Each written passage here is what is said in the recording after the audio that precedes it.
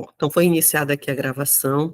Antes de mais nada, eu quero agradecer a presença de vocês aqui, muito obrigada, tá? A gente vai iniciar agora pelo trabalho que está, né, como primeiro da lista, e depois a gente segue naquela ordem que eu falei para vocês, tá ok? Eu desejo um ótimo trabalho aqui para nós, tá?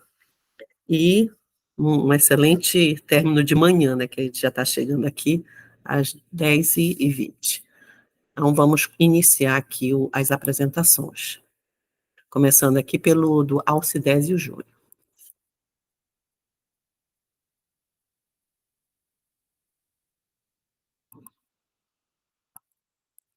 Eu estou só... porque... peraí, só um instantinho.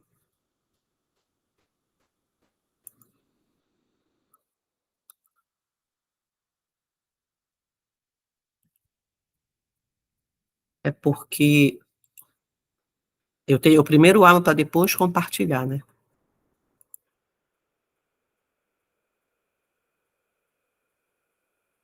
Tá aparecendo para vocês? Sim. Então, ok.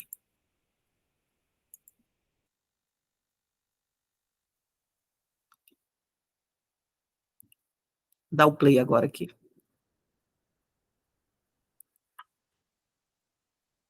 Olá, gente. Meu nome é Alcidésio Júnior, sou doutorando em Educação na UFPB e também sou licenciando em Artes Visuais na Rural de Pernambuco, né? E o tema dessa pesquisa, né, desse trabalho que eu estou apresentando para vocês hoje é Caçadoras de Beleza, Educação do Olhar no Ensaio de uma Vida. Né? Então, esse projeto, na verdade, essa experiência, essa vivência, ela surge no ensino remoto pandêmico, né, em 2021, quando eu fiz meu estágio de docência, né, na disciplina do professor Diego dos Santos Reis, daqui da UFPB, que é uma disciplina de Filosofia da Educação 2, e essa disciplina e esse trabalho em si foi muito pensado, né, como um empreendimento ético, político, estético, né? Pensar essa aula não apenas como uma transmissão de conteúdo, mas uma construção de experiências coletivas, né, para pensar a formação docente de uma outra forma. E nessa intervenção, né, através das imagens, né, como nós veremos mais para frente, tivemos alguns intercessores, né, aqueles que nos possibilitaram desatar os olhares, desatar a mente para pensar novidades, né, na educação, na formação docente, como Arlindo Machado, né, e o texto dele, Filme Ensaio, e também o poema de Manuel de Barros, Difícil Fotografar o Silêncio, né? E uma pergunta esteve muito viva nessa experiência que eu empreendi junto com a disciplina é: podemos ensaiar novos passos através de imagens que respingam o cotidiano de estéticas não percebidas? Então, essa pergunta esteve atravessando toda a discussão, desde o planejamento para essa aula, como as tarefas que foram estimuladas para os alunos e para as alunas efetuarem em suas casas, como também na troca e na partilha durante a aula, né, de Filosofia da Educação 2, que foi uma experiência muito rica. Com metodologia, né, a cartografia de Deleuze-Guattari foi muito potente, né, porque nós tínhamos essa necessidade de uma metodologia que nos abrisse, que não nos colocasse encerrados, né, mas nos abrisse as possibilidades de pensar desejo, de pensar experiência, de pensar afetos e perceptos, né, como essas criações da arte, né. Então, o objetivo, né, desse trabalho foi descrever e sentir as linhas de produção de si e do mundo que se revelam entre as narrativas imagéticas dos alunos, das alunas, compreendendo que a arte é um campo de virtualidades que transforma a mesmidade do cotidiano em uma multiplicidade de diferenças. Então, havia muito vívida, né, um desejo de que essa formação docente em pedagogia fosse para além, né, dessa mesmidade, da repetição e daquele senso comum que muitas vezes é a transmissão de conhecimento da pedagogia para essa ampliação do nível da arte, né? Então, pensar, né, esses ensaios de uma vida, esses ensaios como experiências com a arte, e aí a gente trouxe, né, a experiência, o conceito de experiência a partir de La Roça, esse conceito clássico que na pedagogia a gente utiliza bastante, né? Muitas vezes utiliza, né, conceitualmente, mas não vivencia, né? Que a experiência é aquilo que nos passa, o que nos acontece, o que nos toca, não o que se passa, não o que acontece ou o que toca, né? Então, essa experiência para além da razão, do cognitivo, para além da transmissão, para além da repetição, para além da mera informação, mas a experiência como algo, uma paixão que vai se efetuando na movência daquele sujeito para outras vivências, para outras possibilidades de existência, né? E a gente entende, né, que a experiência estética com a arte pode deslocar os sujeitos para territórios inesperados e carregados de vitalismos, né? Então, assim, a experiência pode impulsionar esse sujeito para ver de outra forma, sentir de outra forma, falar de outra forma, olhar para o outro de outra forma, né?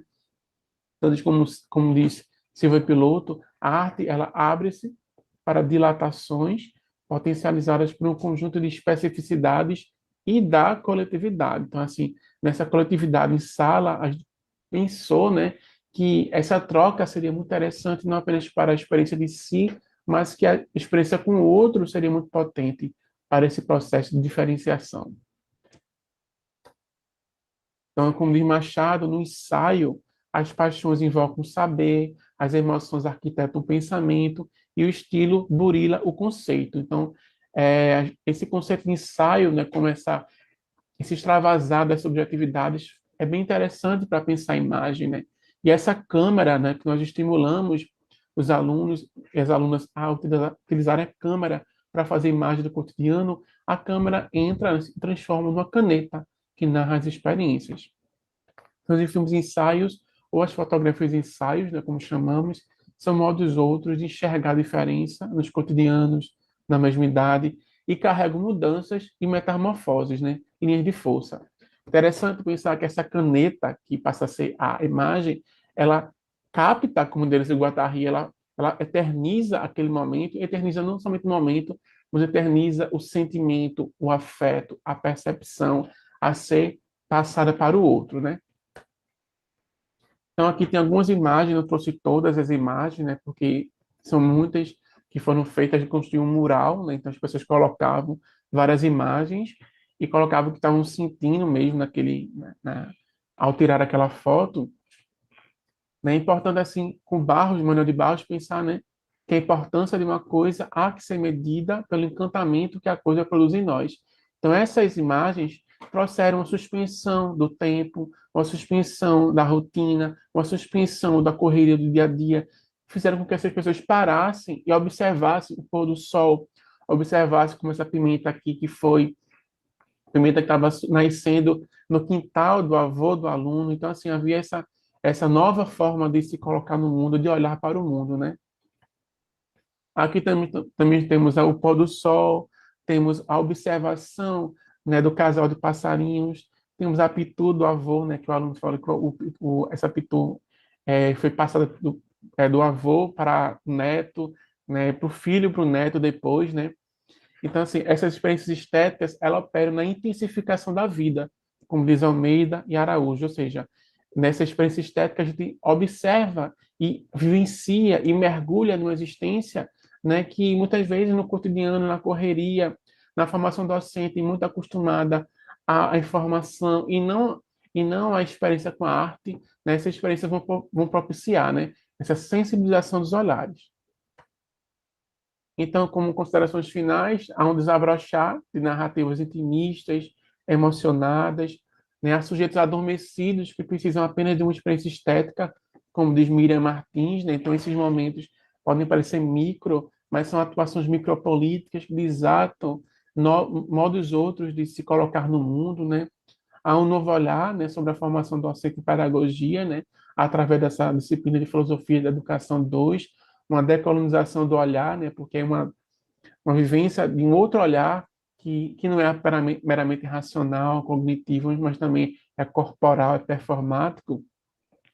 E essa suspensão do tempo, com uma nova atenção, um novo enquadramento, né, transformando espaços cotidianos ignorados, enchendo-os de uma estética inesperada.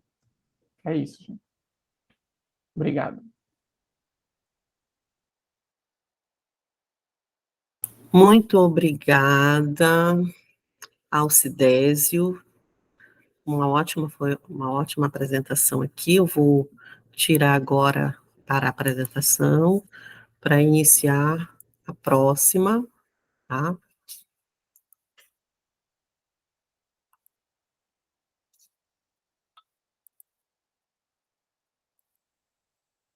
Olha, agora é a da Lúcia, ela já está presente junto com a Paula. Então, vamos assistir aqui o vídeo. Eu só peço um pouquinho de tempo, porque é o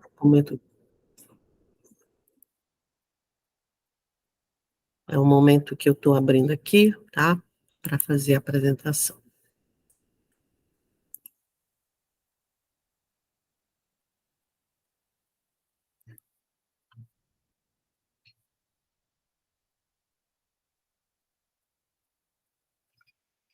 Bom, já abriu, né? Então, vamos iniciar.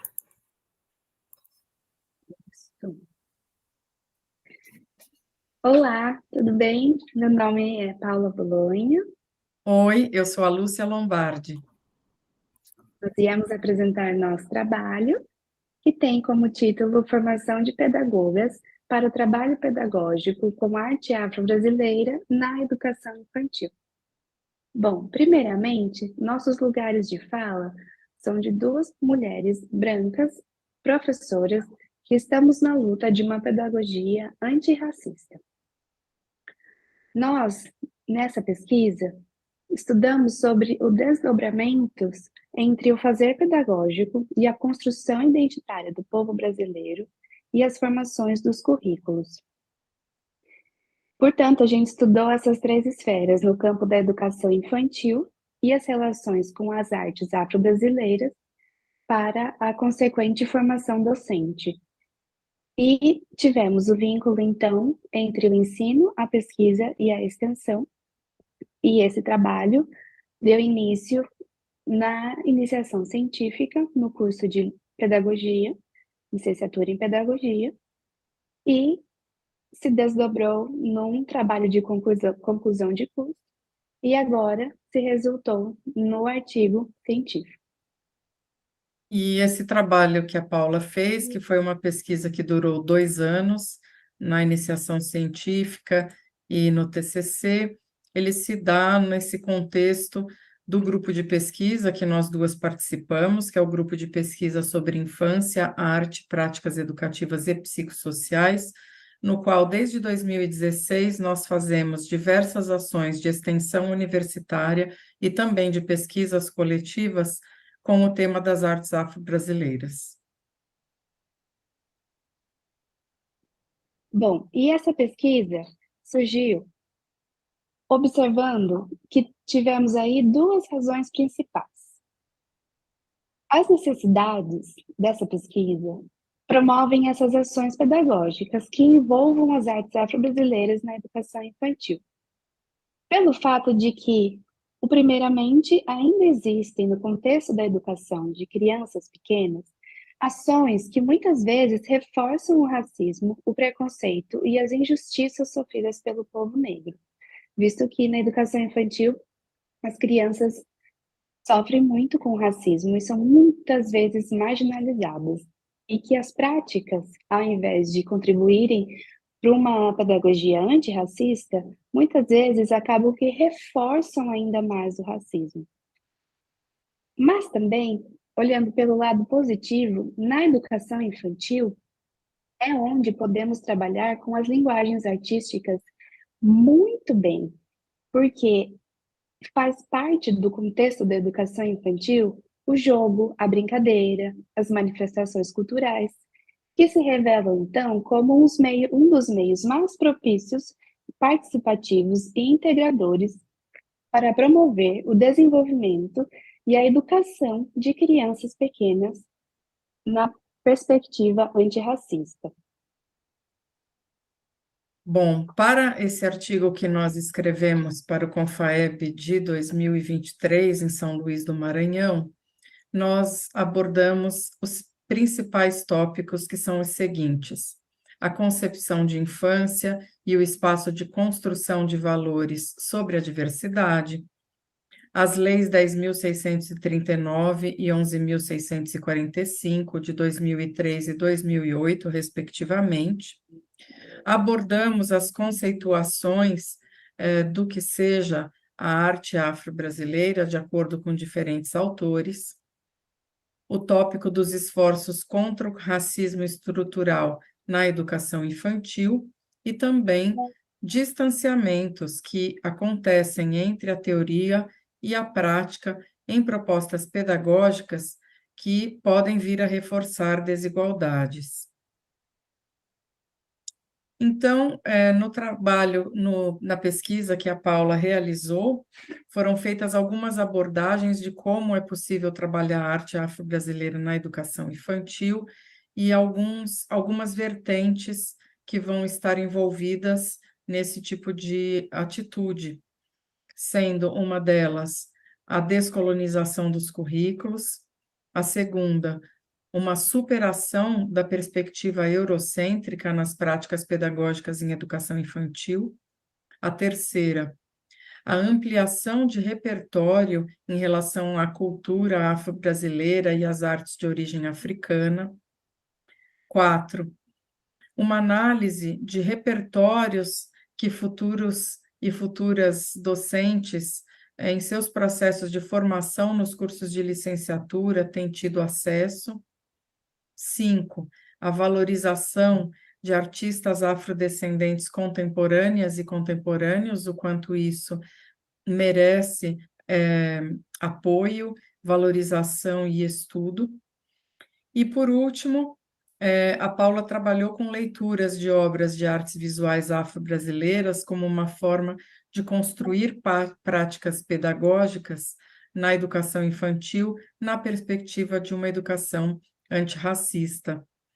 Então, nós gostaríamos de convidar, com essa breve apresentação, dentro dos minutos que foram concedidos pela FAEB, para que nós pudéssemos convidar as pessoas à leitura do artigo, maior aprofundamento do que a gente apresentou aqui em tópicos, e ficamos à disposição, né, Paula, caso queiram entrar em contato para dialogar e nos ajudar a crescer na tentativa de realização desse trabalho.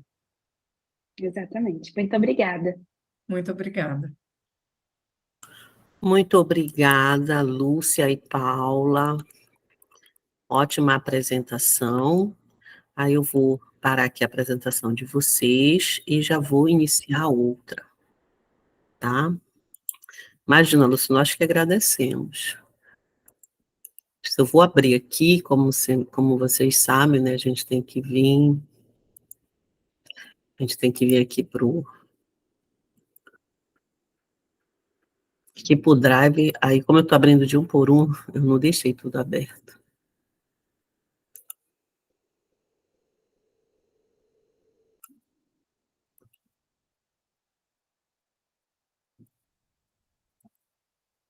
Aí nós vamos para a apresentação do Marcelo agora, tá?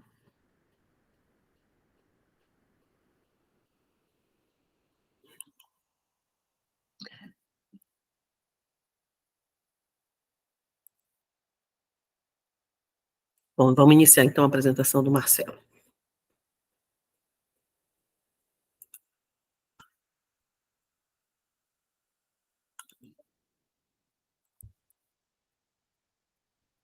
Olá, eu gostaria de saudar todas as pessoas que estão participando presencialmente aí em São Luís, ou remotamente, como eu, dessa roda de conversa do 32º Congresso Nacional da Federação de Arte Educadores do Brasil.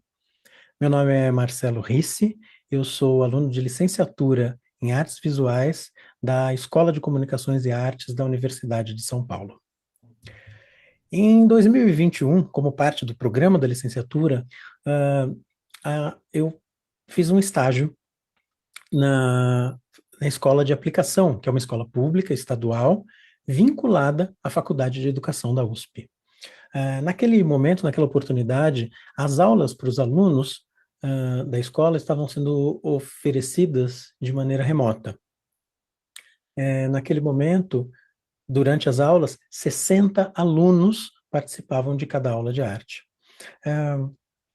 Imediatamente, o que me pareceu é que existia uma lógica muito adultista regendo aquele modelo. Não que isso fosse uma exclusividade daquela escola, mas de todas as escolas.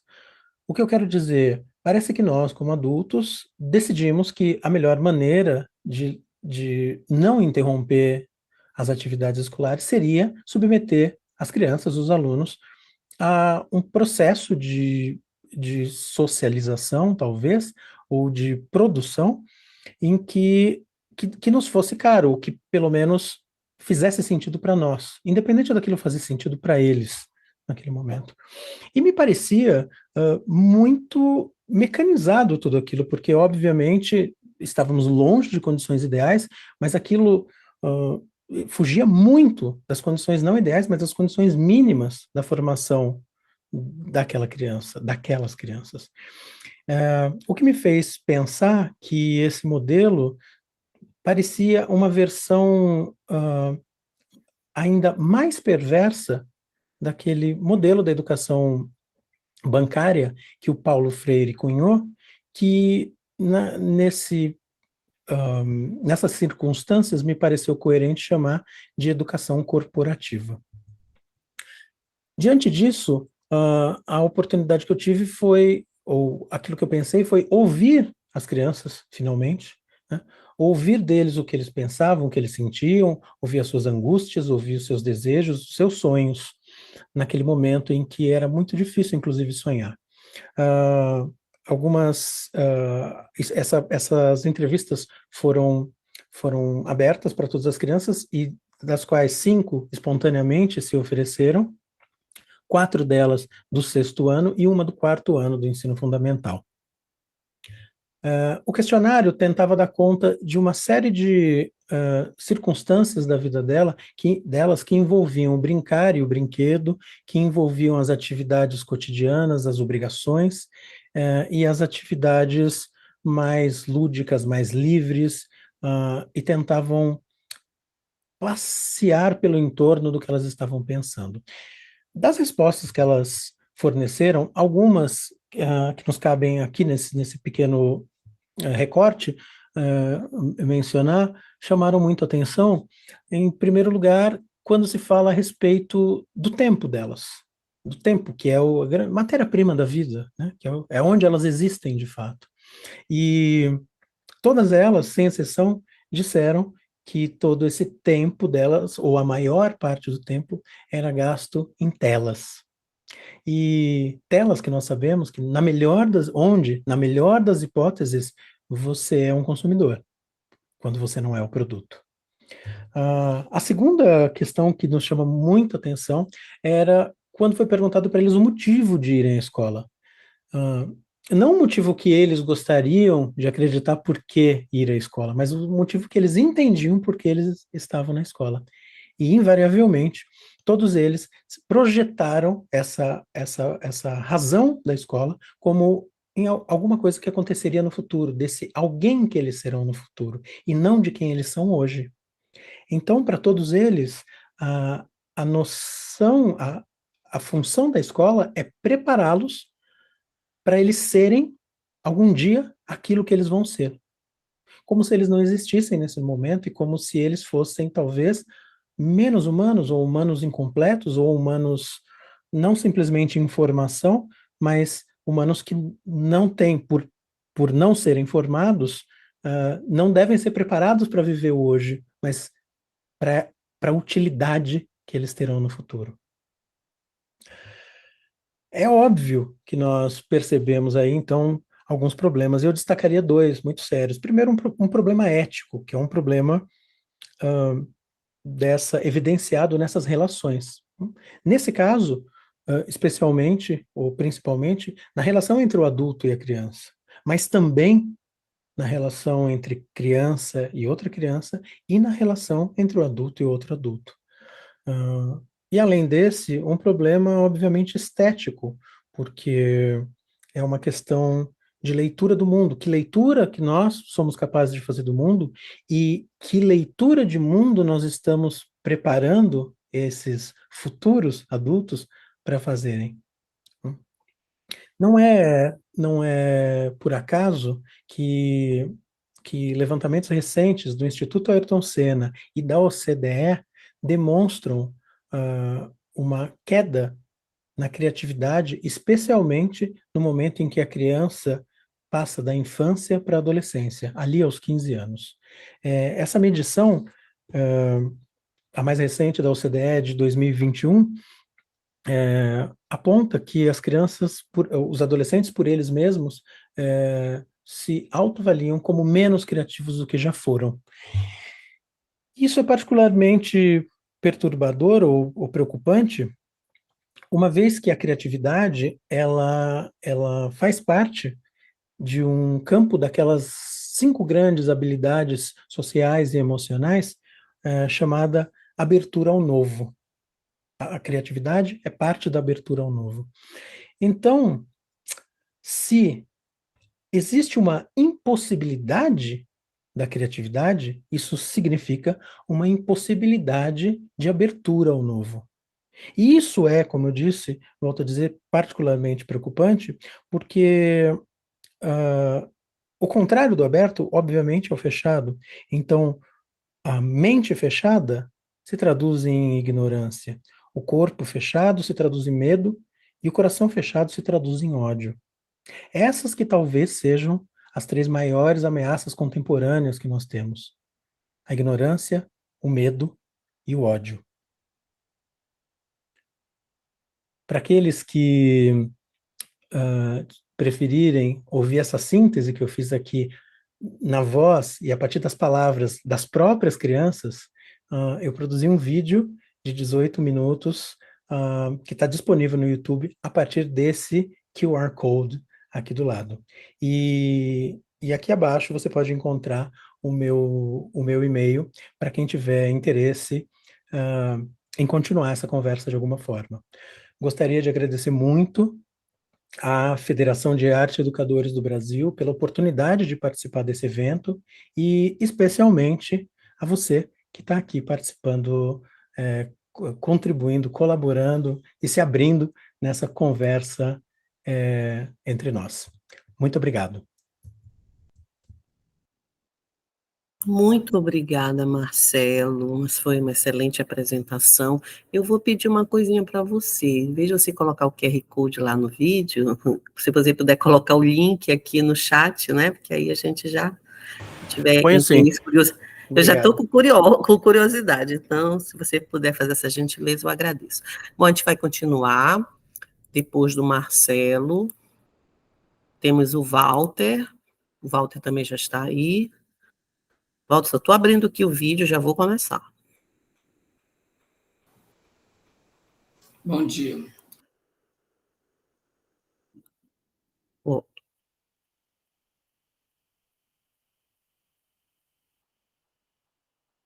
Bom, então vamos lá.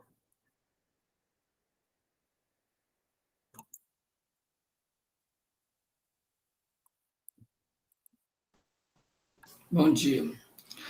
Eu sou o Walter Rodrigues Marques e vou apresentar no Confaeb. Estou gravando esse vídeo para apresentar o trabalho Arte e Religião de Matriz Africana na Escola. Pode. O contexto desse trabalho é a formação do povo brasileiro, né, indígena, branco e negro, e 20 anos da promulgação da Lei 10.639/2003, ou de 2003, ainda tem uma série de problemas a serem desconstruídos na realidade da escola. Tá? Então, o teor da lei, e aí eu abrangi, expandi para 11.645 de 2008, que trata dos povos indígenas. Essas duas leis, elas trazem a obrigatoriedade de, na escola básica, na educação básica, se ensinar a história e a cultura dos povos indígenas e dos povos negros, africanos e afrodescendentes. Um dos principais problemas na sala de aula é a religião. A religião de matriz africana, ela é um entrave muito complicado para a sala de aula, né? Então, mostrar máscaras é um problema. Falar de contexto, você coloca letras, né? Falar de cultura é uma coisa. Quando você traz as imagens, eu fiz uma pesquisa na Carrefour das Mercês, levei essas imagens das entidades africanas, e aí tem que meio que aquele afastamento. E quando se trata mesmo de trazer educação de terreiro, né, ou educação de matriz africana, tendo o terreiro como espaço de educação, complica bastante. Então, esse trabalho, ele consistiu em trazer um pouco, mostrar um pouco dessa ousadia minha em novembro de 2022, ousar fazer com que os alunos ensaiassem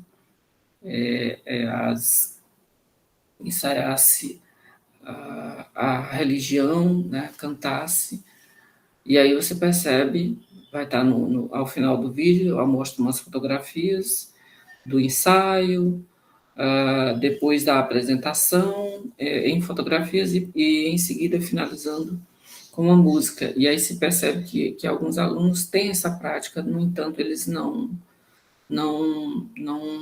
explicitam, né? Então, o cerne é esse, né?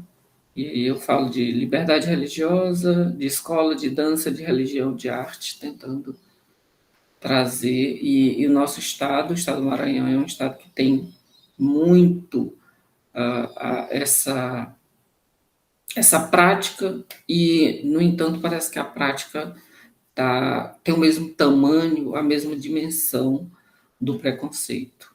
Mas é um começo, né? A gente precisa de pessoas mais ousadas para fazer isso. Eu encontrei esse aplicativo que eu pudesse alternar as duas apresentações, né? Enviei para o e-mail, que é o Streamcastify, enviei para o e-mail, e aí, a partir do e-mail, eu estou fazendo a leitura. Gente, desculpa, é que está uma conversa aqui no chat, e aí parece que eu recebi o trabalho errado, é isso? Enélia, sim, eu acredito que sim, mas eu acredito que deixa passar isso aí, porque vai ter tem o vídeo, acho que já começou, não seria bom o pessoal não ter acesso. E aí, depois a gente vê o que faz com o outro, então. Tá bom, eu peço desculpas, então, tá, Não, Walter? não é você, não, tranquilo.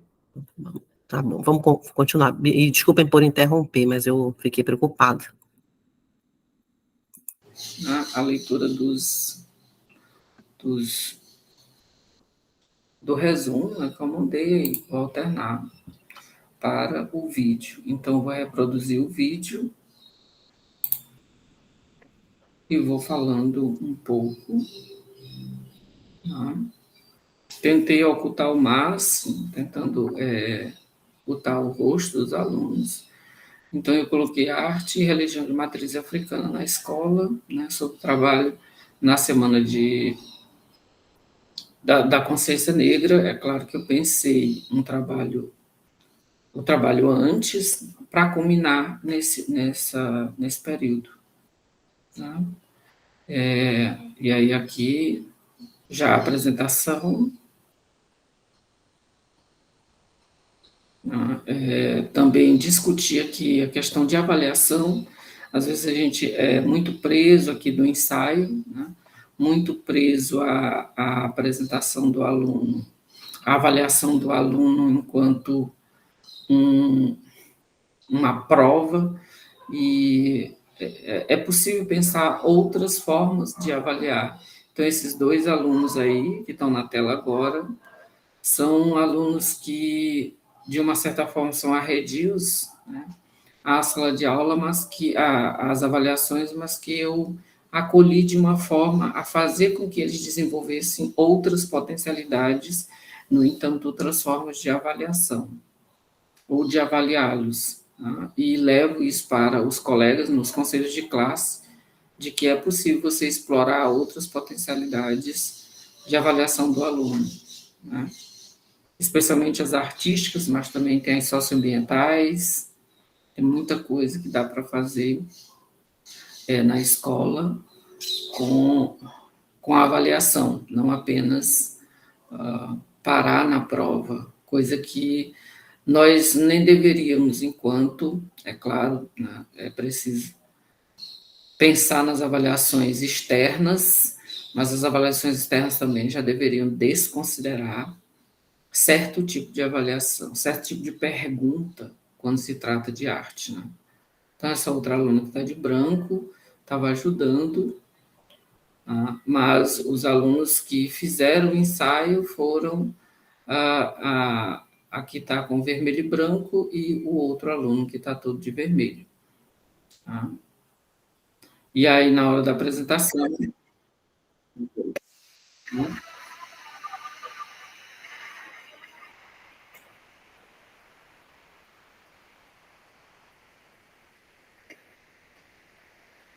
A apresentação, elas não quiseram fazer essa apresentação, empate, mas ele foi e outro fazer essa apresentação.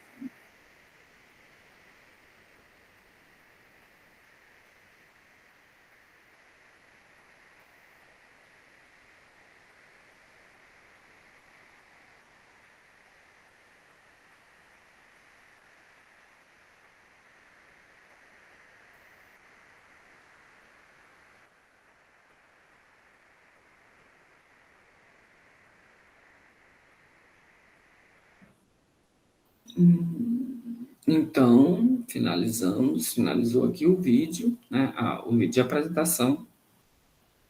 Eu agradeço a oportunidade de trazer um pouco essa luz, peço desculpas por não ter ainda o domínio de tecnologia e fazer um vídeo em outro formato, mas esse foi uma das possibilidades, né, de apresentar e trazer o vídeo e mostrando em tela. É isso. Muito obrigada, Walter. Excelente seu trabalho, tá?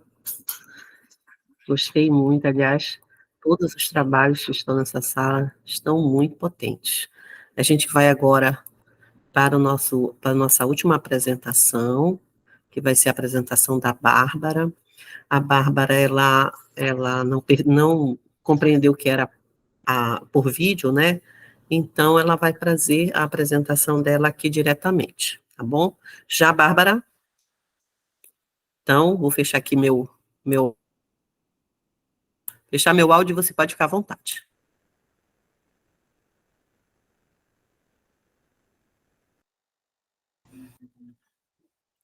Olá, vou apresentar aqui, que o áudio...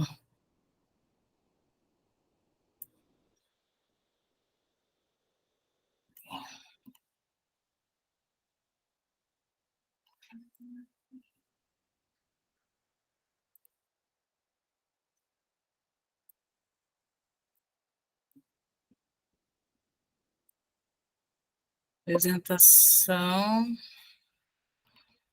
Deixa eu colocar aqui em tela grande. Deixa eu cronometrar aqui meus 10 minutos. Aqui. Pronto. Bom, pessoal, então, bom dia a todos. Já de antemão aí, peço desculpas aí pela falta de atenção com relação à gravação, embora eu ache estranho a gente estar vendo a gravação com a pessoa na sala, né? Mas tudo bem. Vamos lá. Então, meu trabalho se intitula Gramática da Terra e as Visualidades do Chão. Ele é uma partezinha do meu trabalho de mestrado, qualifiquei agora em outubro, vou defender em março, e é um pouco investigar essas práticas ou essas experiências da pesquisadora para o trabalho com ensino de arte. Então, meu vínculo é no programa de ensino de artes da Unesp de São Paulo, e aí um pouco do que eu proponho para pensar hoje aqui, claro que é um pequeno recorte, mas são experiências poéticas com desdobramentos para vivências em arte e educação. Então, não são vivências feitas com estudantes, mas a partir do meu trabalho como pesquisadora, arte educadora, e professora, não em exercício, mas professora num período aí de 6 anos, eu pude ter um pouco essa relação que eu vou apresentar para vocês. Então, a partir que eu coloco aqui de um primeiro processo que eu intitulo Caminhada como Autoconhecimento, que é essa busca desse caminhar não apenas por um exercício rotineiro, mas pensando que ele também abre possibilidades para esse autoconhecimento, conhecimento do seu corpo, conhecimento da sua história, né, e de como você se relaciona com esse ambiente, e aí a gente pode estender aí em todas as ocasiões que a gente tem essa relação e que a gente presta atenção nessa caminhada. Uma outra ideia, que é habitar o corpo em fluxo, né, que é um pouco essa relação do corpo e essa caminhada, quer dizer, o próprio processo do peso do corpo, ele também ele vem junto com essa ideia de fluxo, né? Então, em alguns locais eu consigo caminhar com tranquilidade, em outros o meu corpo ele sente mais, né? Então, esse processo de pensar como que essa relação do peso e do solo influencia é uma questão que eu também discuto, né? Como habitar esse corpo em fluxo. Depois a gente traz a ideia de recolher do chão folhagens e restos de passagem, aqui que eu estou chamando, que é, enquanto você caminha, você recolhe coisas, né? Isso é um pouco a ideia que eu trago aqui do Manuel de Barros, que eu já vou falar, né? De alguém que anda, que passa pelos mesmos lugares, ou tem uma relação com o espaço de uma forma cotidiana, mas que não tem essa relação de olhar, de observar, de se deleitar. Então, uma das questões que eu trago é recolher coisas dos lugares onde nós pisamos, onde nós caminhamos. E esse ato de recolher coisas, que aqui eu estou chamando de restos de passagem, ele também vai dizer um pouco desse corpo em fluxo, né? Quer dizer, essa ideia do caminhar e desse habitar, e a ideia de recolher, ele está dentro de um processo desse autoconhecimento e do conhecimento de si.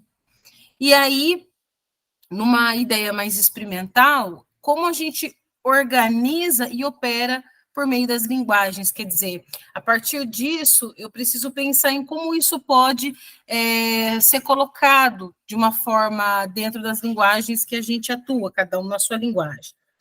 E aí, para conversar um pouco aí com essas primeiras ideias, então eu busco, quer dizer, isso também é um recorte, eu tenho outras referências, mas para pensar a ideia de caminhada, eu gosto de pensar a partir do John Dewey, né, dessa arte como experiência. Eu acho que dá bastante conta de pensar essa ideia de olhar para esse corpo, de entender esse corpo e esses acontecimentos.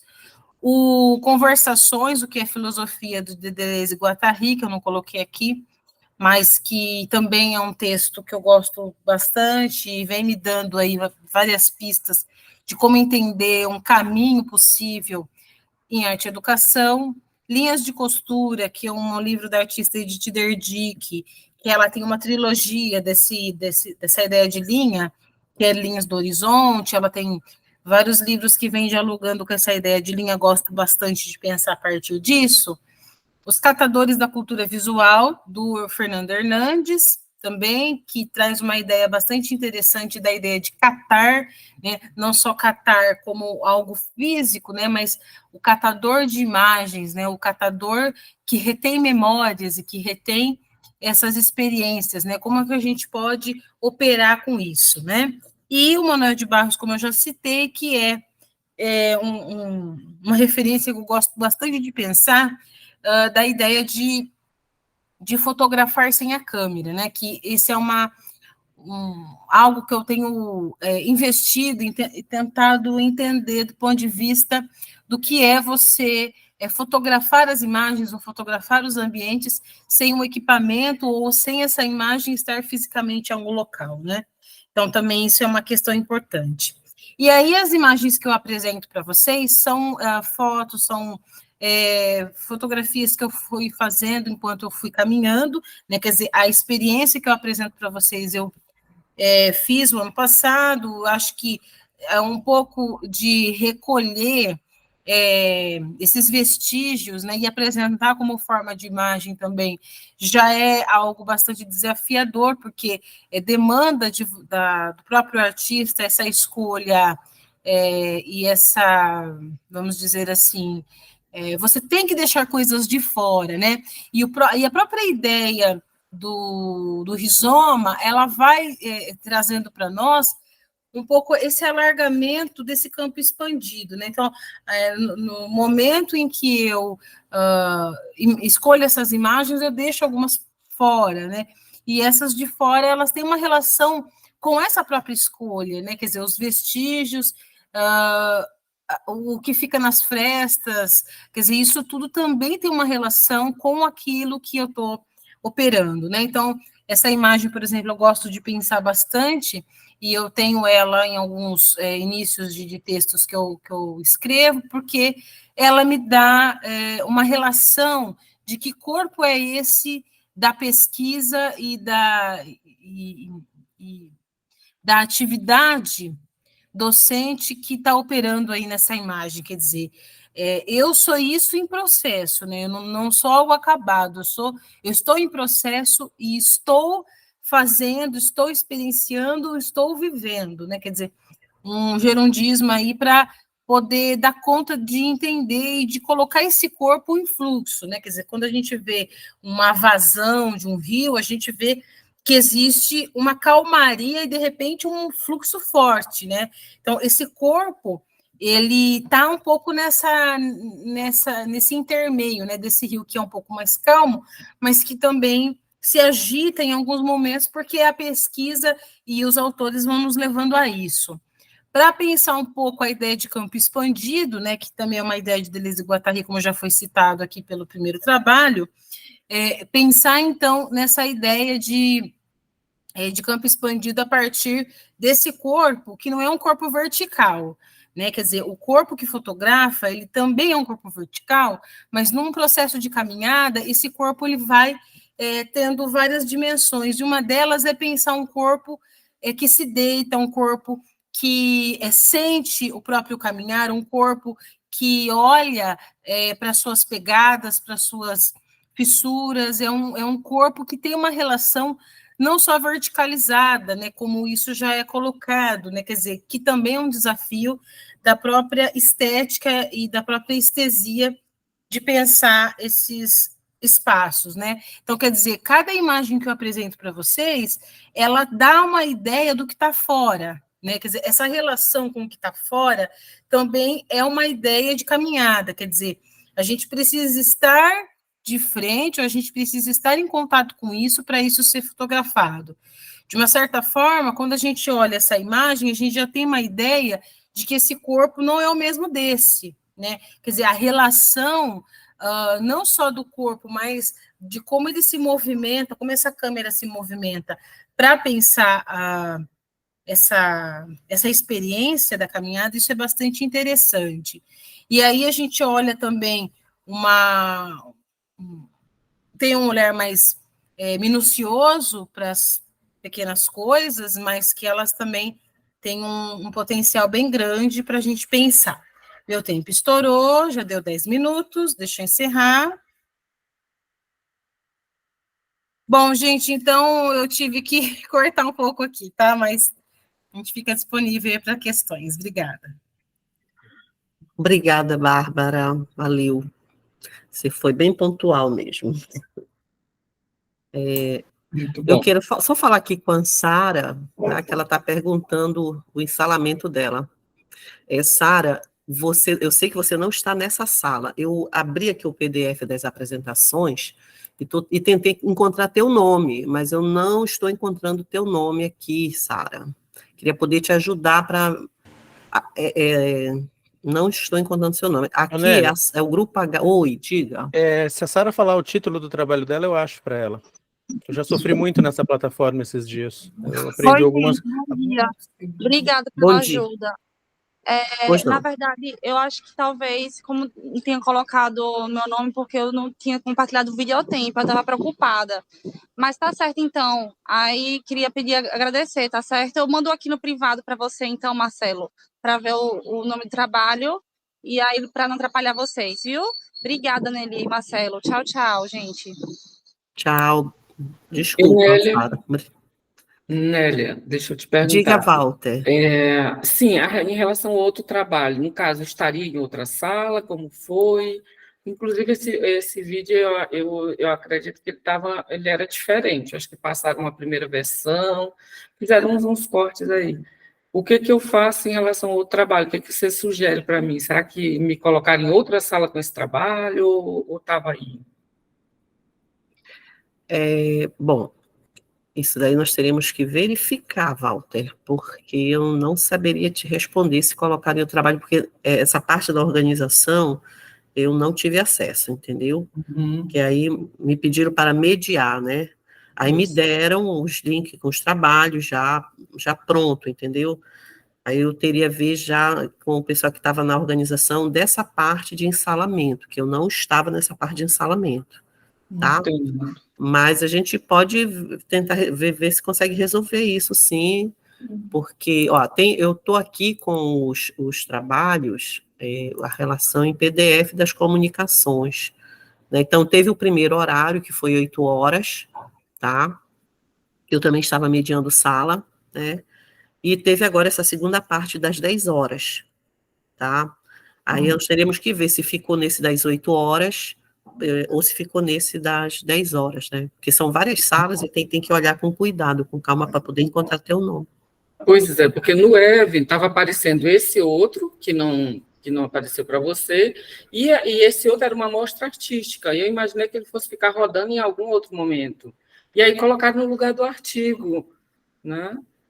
E aí Olha, Oi. eu estou pensando aqui, eu vou pedir para a Rafaela, que ela está mais por dentro dessa parte do ensalamento, eu vou ver se ela consegue entrar aqui na sala, só para responder essas questões de vocês. Aí a gente faz o nosso diálogo, né, para a gente não perder tempo assim muito com isso, e vejo se a Rafaela consegue entrar aqui na sala, tá? Para ver se ela dá uma explicação, para ver se consegue resolver isso, tá ok? Tá bom. E aí, de antemão, eu peço desculpas, né, por esses problemas técnicos, mas às vezes acontece, de fato, né? Infelizmente. Vou te mandar, Marcelo. Tá. Gente, eu quero agradecer, tá, a apresentação de todos os trabalhos, foram excelentes os trabalhos. Aqui a dinâmica, eu tenho uma questão para cada um de vocês, mas também não quero impedir, claro, de aqui todos, né, podem participar perfeitamente, quem quiser. Eu posso, então, se vocês não se oporem, eu posso colocar as minhas questões todas e depois, eu não sei se vocês respondem logo ou se vocês depois podem fazer questões entre vocês. Aí quando for, vai respondendo assim um de cada vez. Pode ser assim? Eu posso colocar logo as minhas questões? Pode sim. Pode Então, tá. sim. Vocês não precisam demorar muito para responder, né? Vocês podem, por exemplo, eu primeiro quero colocar, eu vou colocar na ordem da apresentação, tá bom? Vou colocar na ordem da apresentação. Primeiro para o Paucidésio, né? Que falou sobre os caçadores de beleza, né? Eu queria que você comentasse um pouquinho sobre essa questão, né, da suspensão do tempo, né, nesse teu trabalho, e nessa nova forma de se colocar no mundo, né? Como é que você pensa tudo isso, assim, né? Eu queria que você só comentasse, assim, desse um pouquinho mais de detalhes sobre isso, se for possível, tá? Aqui nesse outro trabalho, da Nelly, Lúcia... Oi, dá licença só um minutinho. Vocês acham que diga. seria possível cada pessoa escrever seu título aqui no chat do artigo apresentado, porque apesar de ter visto na tela, eu queria anotar melhor, mas eu sim, é porque... que eu estou de cama e eu estou um pouquinho difícil de mexer aqui no computador, e eu não consegui anotar todos os títulos. Sim. Eu acho que não tem problema não, né, pessoal? A gente facilitar também a vida da Lúcia, que está com Covid, e eu desejo estima suas melhoras, Lúcia. Muito Fique logo obrigada. boa. Eu vou colocar o nosso aqui, então, também no chat. Tá. Eu inclusive, eu até aproveito, já que vocês vão colocar o título, coloquem logo o nome completo, que já fica como uma frequência, tá bom? Pode ser assim? Vocês vão colocando o título e coloquem o nome completo, que já fica como frequência de vocês na apresentação do trabalho. Obrigada, Lúcia, por por esse teu auxílio aí, que foi ótimo. Nélia, Diga, Val. o Marcelo confirmou que o trabalho está nessa sala mesmo, ó. É? É. Pois é, mas eu não sei o que aconteceu, porque, como eu te disse, né, eu recebi o O link... outro, né? O link que me deram foi esse, que eu abri todos, inclusive na ordem que eu fui abrindo na ordem, né? Então, eu acho que houve um erro na hora de colocarem um vídeo, entendeu, Walter? E aí, Eu no penso caso... que querem... Sim, fala. Eu vou comunicar isso. Bom, eu peço desculpas para você por ter acontecido esse problema, né?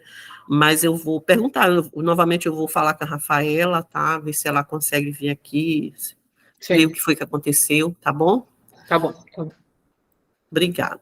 Bom, então, continuando, eu queria falar um pouquinho também do trabalho da Lúcia, né? Formação de pedagogas para o trabalho pedagógico em arte afro-brasileira. Aí eu queria também que ela comentasse um pouco mais sobre esse trabalho, né, que ela desenvolveu junto com a Paula, né, trabalho, na verdade, que ela orientou, né, a Paula, né, nessa produção. Como é que vocês veem isso atualmente, né, se isso está mais, vocês veem isso, esse trabalho na escola, né, de você estar colocando dentro do currículo essas questões do trabalho antirracista, né, e se a gente está avançando, né, nesse tema dentro das escolas, né, e porque é um trabalho que vocês desenvolveram e vocês podem fazer um comentário mais, né, um pouco mais detalhado sobre isso, se for possível. E aí eu queria também perguntar para o Marcelo, né, como é que eram essas aulas online, tá? Qual a plataforma que foi usada, que vocês usaram, e como é que era o acesso dessas crianças nessas plataformas? Como é que se dava isso? Tá? E por último, né, que é o...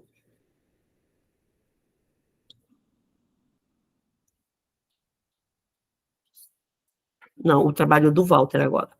O Walter, eu queria também fazer umas perguntas aqui, né, é que se há um trabalho, quando você faz esse trabalho na escola, se é um trabalho em conjunto, se há outros componentes curriculares atuando junto com você, ou se você vê o seu trabalho muito sozinho, assim, só você mesmo, né, dentro do componente arte, né, ou se há essa interlocução com outros colegas, com outras disciplinas.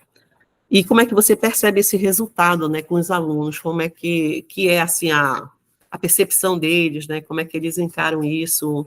Se você puder comentar sobre isso, eu achei muito interessante o seu trabalho, né? Arte e religião de matriz africana. Então, se você puder comentar um pouco sobre isso.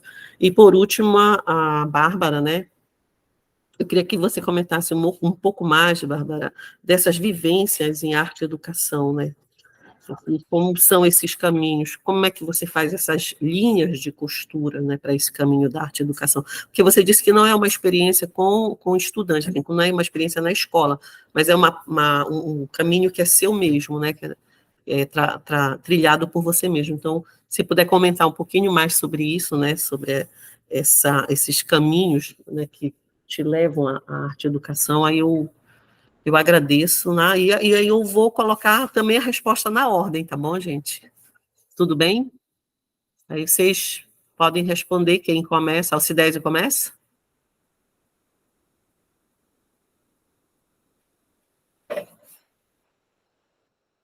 Não sei se ele está aí. Talvez ele tenha saído um instante. Então, a gente pula para Lúcia e Paula. Não, ele respondeu Oi, que está sim, Nélia. Desculpa. ele está, Ele está aí? Ele não tá com problema no microfone? Tá com problema no microfone, é? Eu acho que ele saiu para tentar, talvez... Aí, voltou. Acho, agora tá pegando? Tá, tô te ouvindo, pode falar. Pronto, gente. Primeiro, agradeço, né, as perguntas e a atenção dos colegas, das colegas, trabalhos muito ricos. E assim, né, essa experiência com as fotografias foi na pandemia. Então, na pandemia já teve uma suspensão do tempo involuntária, que nós tivemos que nos abrigar, né, nos enclausurar sem querermos, né? E nesse processo de nos enclausurarmos, a gente estimulou aí de forma voluntária que eles saíssem de suas casas, ou dentro de suas casas mesmo, que próprio Deleuze e Guattari eles falam que o movimento de nomadismo nem sempre é geográfico, pode ser dentro de suas casas, nas suas subjetividades, na sua existência.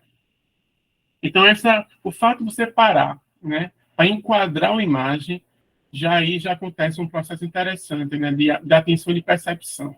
Porque quando você enquadra a imagem, o seu corpo ele para, né, o seu corpo físico, mas também o seu corpo subjetivo e o seu corpo perceptivo.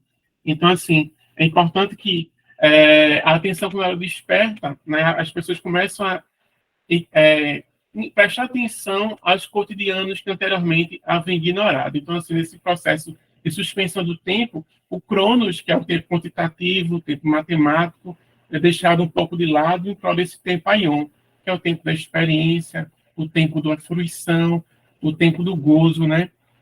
Então, assim, houve esse momento, né, onde as finalidades, os objetivos e os mecanismos que o próprio capitalismo tenta nos inculcar a todo momento, né? Porque o capitalismo, ele consome a nossa atenção e consome o nosso tempo a partir da produção, a partir da lógica da produção. E no caminho da arte, você deixa de lado essa produção mecânica rumo a uma experiência que ela vai além desses objetivos, dessas finalidades mercantis, dessas finalidades cronometradas. Então, acho interessante que, quando eles voltaram, depois da experiência da oficina, eles relataram que lembraram da infância, lembraram dos pais, das mães, de pessoas que faleceram. Então, assim, coisas que talvez na correria do dia a dia eles não pararam para pensar, no momento de enquadramento da imagem, eles conseguiram fazer esse despertamento, né? Eu acho que é interessante falar dessa suspensão do tempo a partir da lógica do aion, e não do cronos, né? E eu não sei se você vai dar oportunidade para falar agora dos trabalhos ou só depois. A gente vai fazer assim, olha, eu acho que tem um teto nosso aqui até meio-dia, tá? Se vocês quiserem terminar antes, né, ou talvez 10 para meio-dia, acho que dá tempo. Então, a gente faz essa rodada, Okay. E aí eu abro para vocês mesmo fazerem as indagações de vocês, interlocuções, tá bom? Pode ser assim? Certo. Então tá, obrigada, Alcidésio. Então a gente continua com a Lúcia e a Paula, né? Sim. Acho que vou falar. Paula, você quer falar primeiro? Pode ser. Primeiramente, gostaria de agradecer a oportunidade de estar aqui. E respondendo à pergunta, acredito que tivemos um pequeno avanço no sentido de, pelo menos agora, a questão das relações antirracistas, pelo menos agora, estão colocadas em discussão, o que nem acontecia anteriormente. Então, na minha opinião, sim, houve esse pequeno avanço. Porém, ainda o caminho é muito longo e dentro das escolas ainda tem muita coisa que pode ser realizada para promover práticas antirracistas. Então, eu acredito que houve um pequeno avanço, mas o caminho ainda é muito longo e tem muita coisa que ainda precisa ser feita. Eu acho que eu vou só complementar que nós temos, pelo grupo de pesquisa, muito contato com as escolas públicas da cidade na qual nossa universidade está localizada, e nós também muito contato com a diretoria de ensino estadual, que faz grandes esforços para oferecer formações para o professorado, Então, sim, o tema está sendo colocado em pauta, a gente observa que as artes afro-brasileiras têm ganhado cada vez mais espaço nas escolas, inclusive nas creches e pré-escolas, que existe um reconhecimento da importância de incluir a diversidade cultural no currículo, e também, muito devagar, pessoas aprendendo a respeitar as artes como sendo um tipo de conhecimento que, sim, também constrói uma educação antirracista, porque uma coisa que nós percebemos no grupo de pesquisa, quando começamos, em 2016, a direcionar nossos estudos e pesquisas diretamente para o tema das artes afro-brasileiras, foram falas que, inclusive, vêm de dentro da própria universidade, dizendo que a arte não constrói antirracismo, que o combate ao racismo se faz nas ruas ou com a militância, porém, como professoras do campo da arte e da educação infantil, nós acreditamos muito nas artes e nas culturas, nas manifestações artísticas, como educativas também, e como possíveis reflexões, né, para se pensar sobre esse tema. Então, nossos esforços vão no sentido de valorizar essa rica herança afro-brasileira, e só mencionar também que bastante resistência ainda. Nós vemos muita resistência de pessoas que, apesar dos 20 anos da lei 10.639, nem começaram ainda a procurar por formação em arte afro-brasileira, né, porque nós, professoras mais antigas, do século XX, na década de 1980, nós não tínhamos nenhuma formação nos cursos da antiga educação artística sobre esse tema. Então, a gente, a partir da lei de 2003, passou a buscar estudo, né? Mas percebemos que tem pessoas que nem buscaram ainda. Então, eu acho que é uma luta constante e que tem altos e baixos. A gente vai caindo e vai levantando. Acho que é isso. Muito obrigada, Lúcia e Paula, né? Como disse aqui o Walter, excelente aqui os seus apontamentos. Vamos continuar agora com o Marcelo, né, Marcelo? Tá certo? Sim, a ordem, né? tá certo. Respondendo sua pergunta, as aulas eram ministradas pelo Meet, então usavam aquele sistema do Google Sala de Aula, sabe, para organizar material didático, coisas assim. Foi tudo feito muito às pressas, e essa é também parte da leitura que se pode fazer, porque você percebe que foi tomada uma estrutura corporativa, de fato, não é? O Google Meet era usado antes, o Meet, o Zoom, esse tipo de coisa, principalmente por empresas para reuniões, de fato, e não aulas.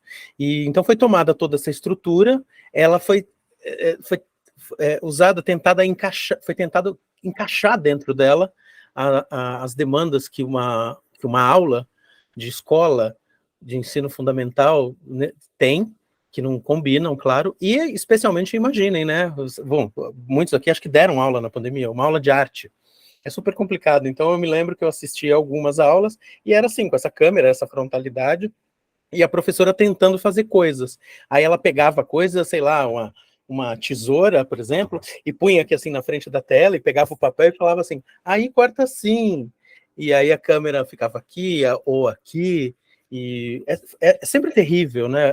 Foi uma experiência assim, parece que você está dentro do corpo errado, sabe? Uma sensação muito estranha. Os alunos acessavam isso, a gente está falando de São Paulo, da Escola de Aplicação da USP, né? Funciona dentro da USP. Então é um bairro de classe média alta, a grande maioria dos alunos tinha acesso à internet, e claro que tem exceções, né? Alunos com que demonstravam hipossuficiência financeira, mas a grande maioria dos alunos são filhos de professores, inclusive, que têm prioridade na matrícula nessa escola, né? E então é um bairro de classe média alta, para alta, o entorno do campus, e além de tudo tem a preferência por filhos de professores e filhos de funcionários. Então esse não chegava a constituir um problema, né? Mas você percebia que justamente os alunos que fugiam a essa regra eram os que tinham mais problemas, os que nunca abriam a câmera, porque eles acabavam tendo um contraste, né, o fundo deles era diferente do fundo dos colegas. Então tinha vários alunos com cadeira gamer, obviamente, condições até bastante boas para isso, né? Um quarto só para ele ter aula e não ser interrompido com barulho de irmãos ou do movimento da casa, conexão boa à internet, um bom computador, coisas assim. Isso não chegava a constituir um problema, apesar de ter servido para reforçar. Depois até queria conversar com a Lúcia sobre essa história né, desse hábitos bourdieusiano aí que a escola acaba reforçando, e inclusive na educação antirracista. Muito obrigada, Marcelo. Realmente a Lúcia está colocando aqui, os trabalhos são muito potentes, muito ricos, né? Eu concordo plenamente com ela. Acho que uma das melhores partes do Confaeb é poder a gente ter essas mesas de conversa e conhecer os trabalhos que o pessoal está desenvolvendo no Brasil inteiro, né? Agora eu vou passar para o Walter. Walter, a Rafaela esteve aqui, mas ela saiu, porque a gente estava na conversa aqui, mas ela já saiu. Vou pedir, ver se ela entra de novo daqui a pouco, tá bom? Mas, por favor, seus comentários. Tá bom. Passei por isso, Marcelo, uma coisa séria, a gente dando aula para tela preta, cara, foi pesado, sabe? Muito pesado. E buscar compreender os alunos, muitas famílias que tinham um celular e alunos matriculados em diferentes turnos, para todo mundo usar, foi barra, né?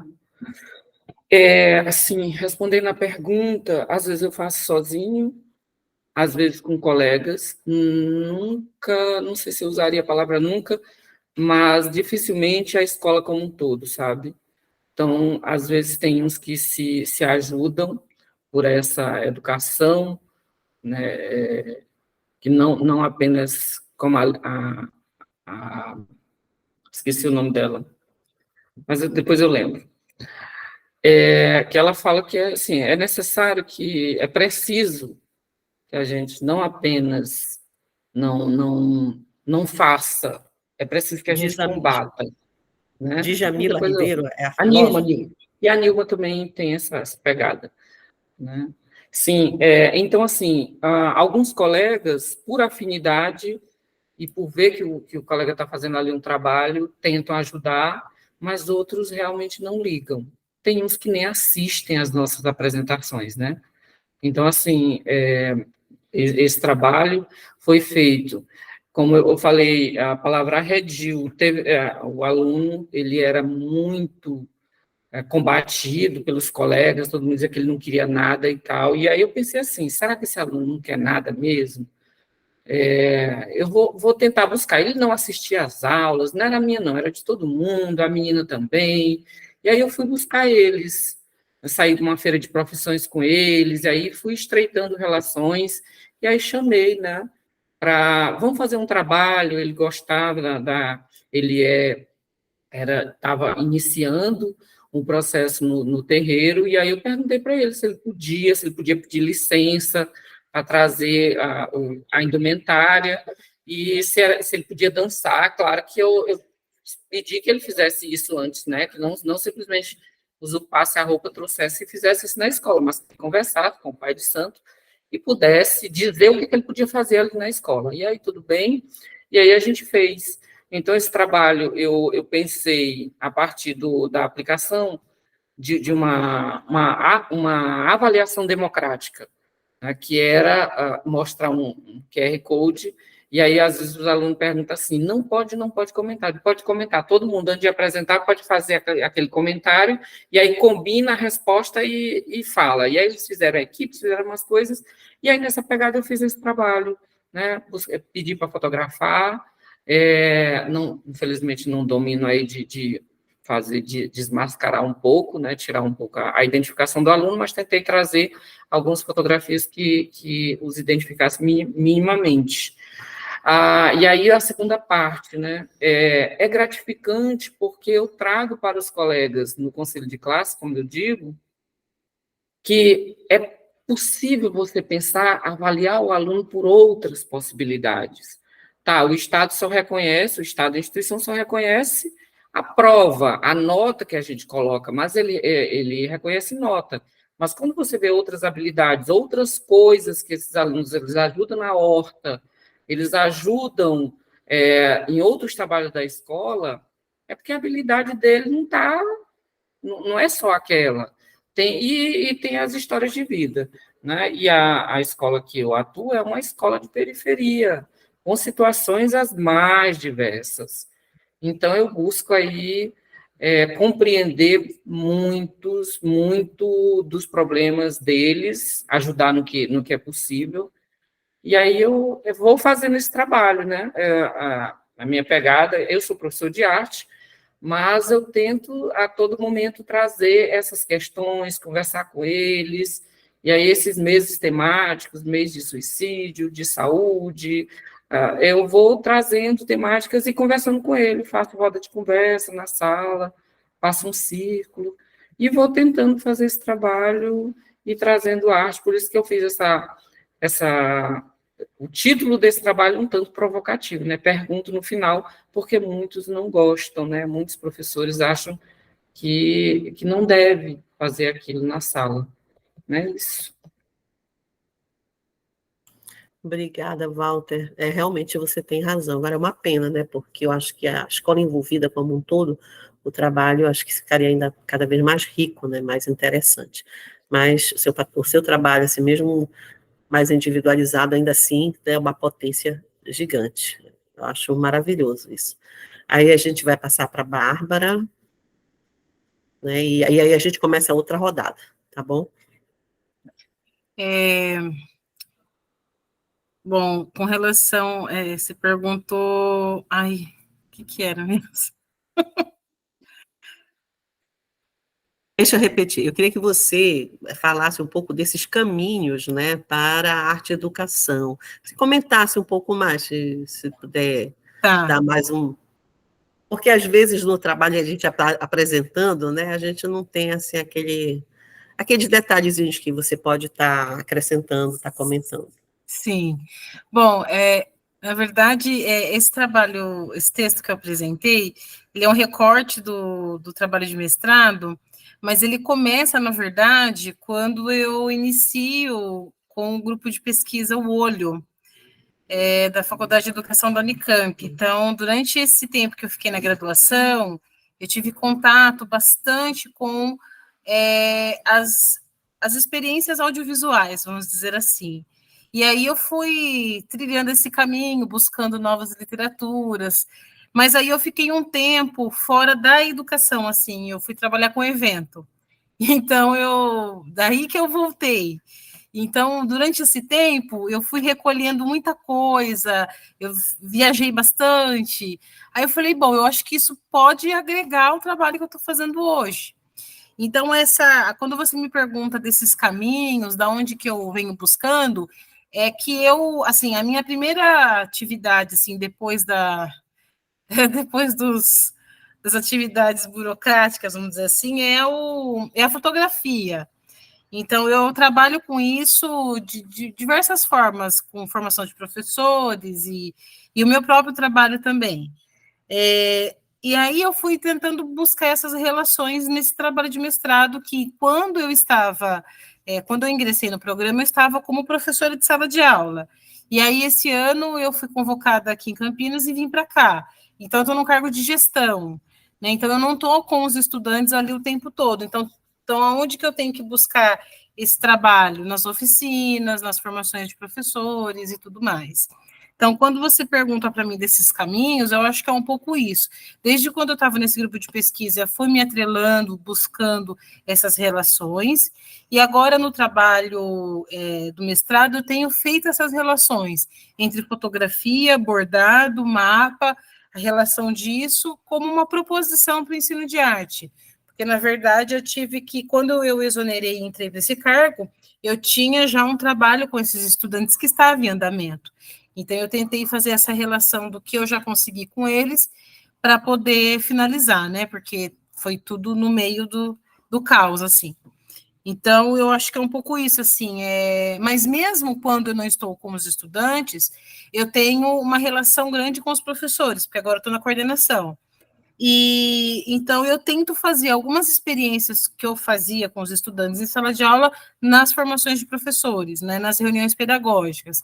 Claro que não é não é o mesmo, vamos dizer assim, não é o mesmo trabalho, você está com públicos diferentes, mas o objeto, quer dizer, a proposição, o que a gente está pensando ali, eu acho que ele tem bastante impacto também com os professores, né? E não só professores de arte, professores de diferentes disciplinas, porque é uma escola de fundamental e EJA. Ah, legal, tá vendo? São esses detalhes que às vezes a gente não pega na apresentação geral. Mas agradeço também, Bárbara, pela resposta. E, bom, agora a gente vai passar para a nossa segunda parte, que acho que essa conversa entre todos nós aqui, se é um perguntar para o outro, né? Que eu já vi que já tem pergunta aqui no chat, de um falando com o outro.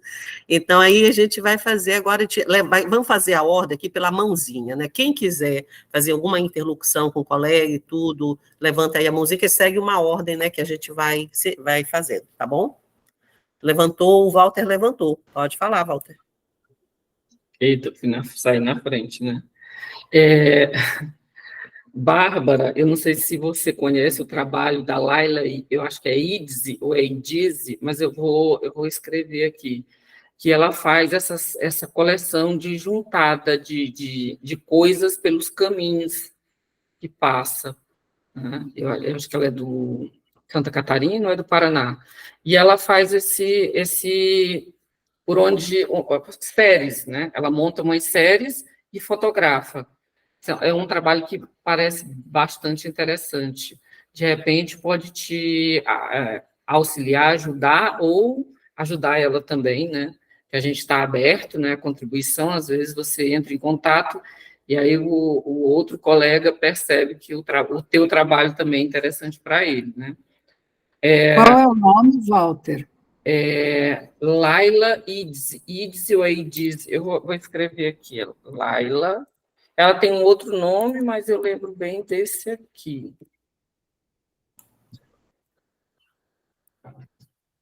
Né?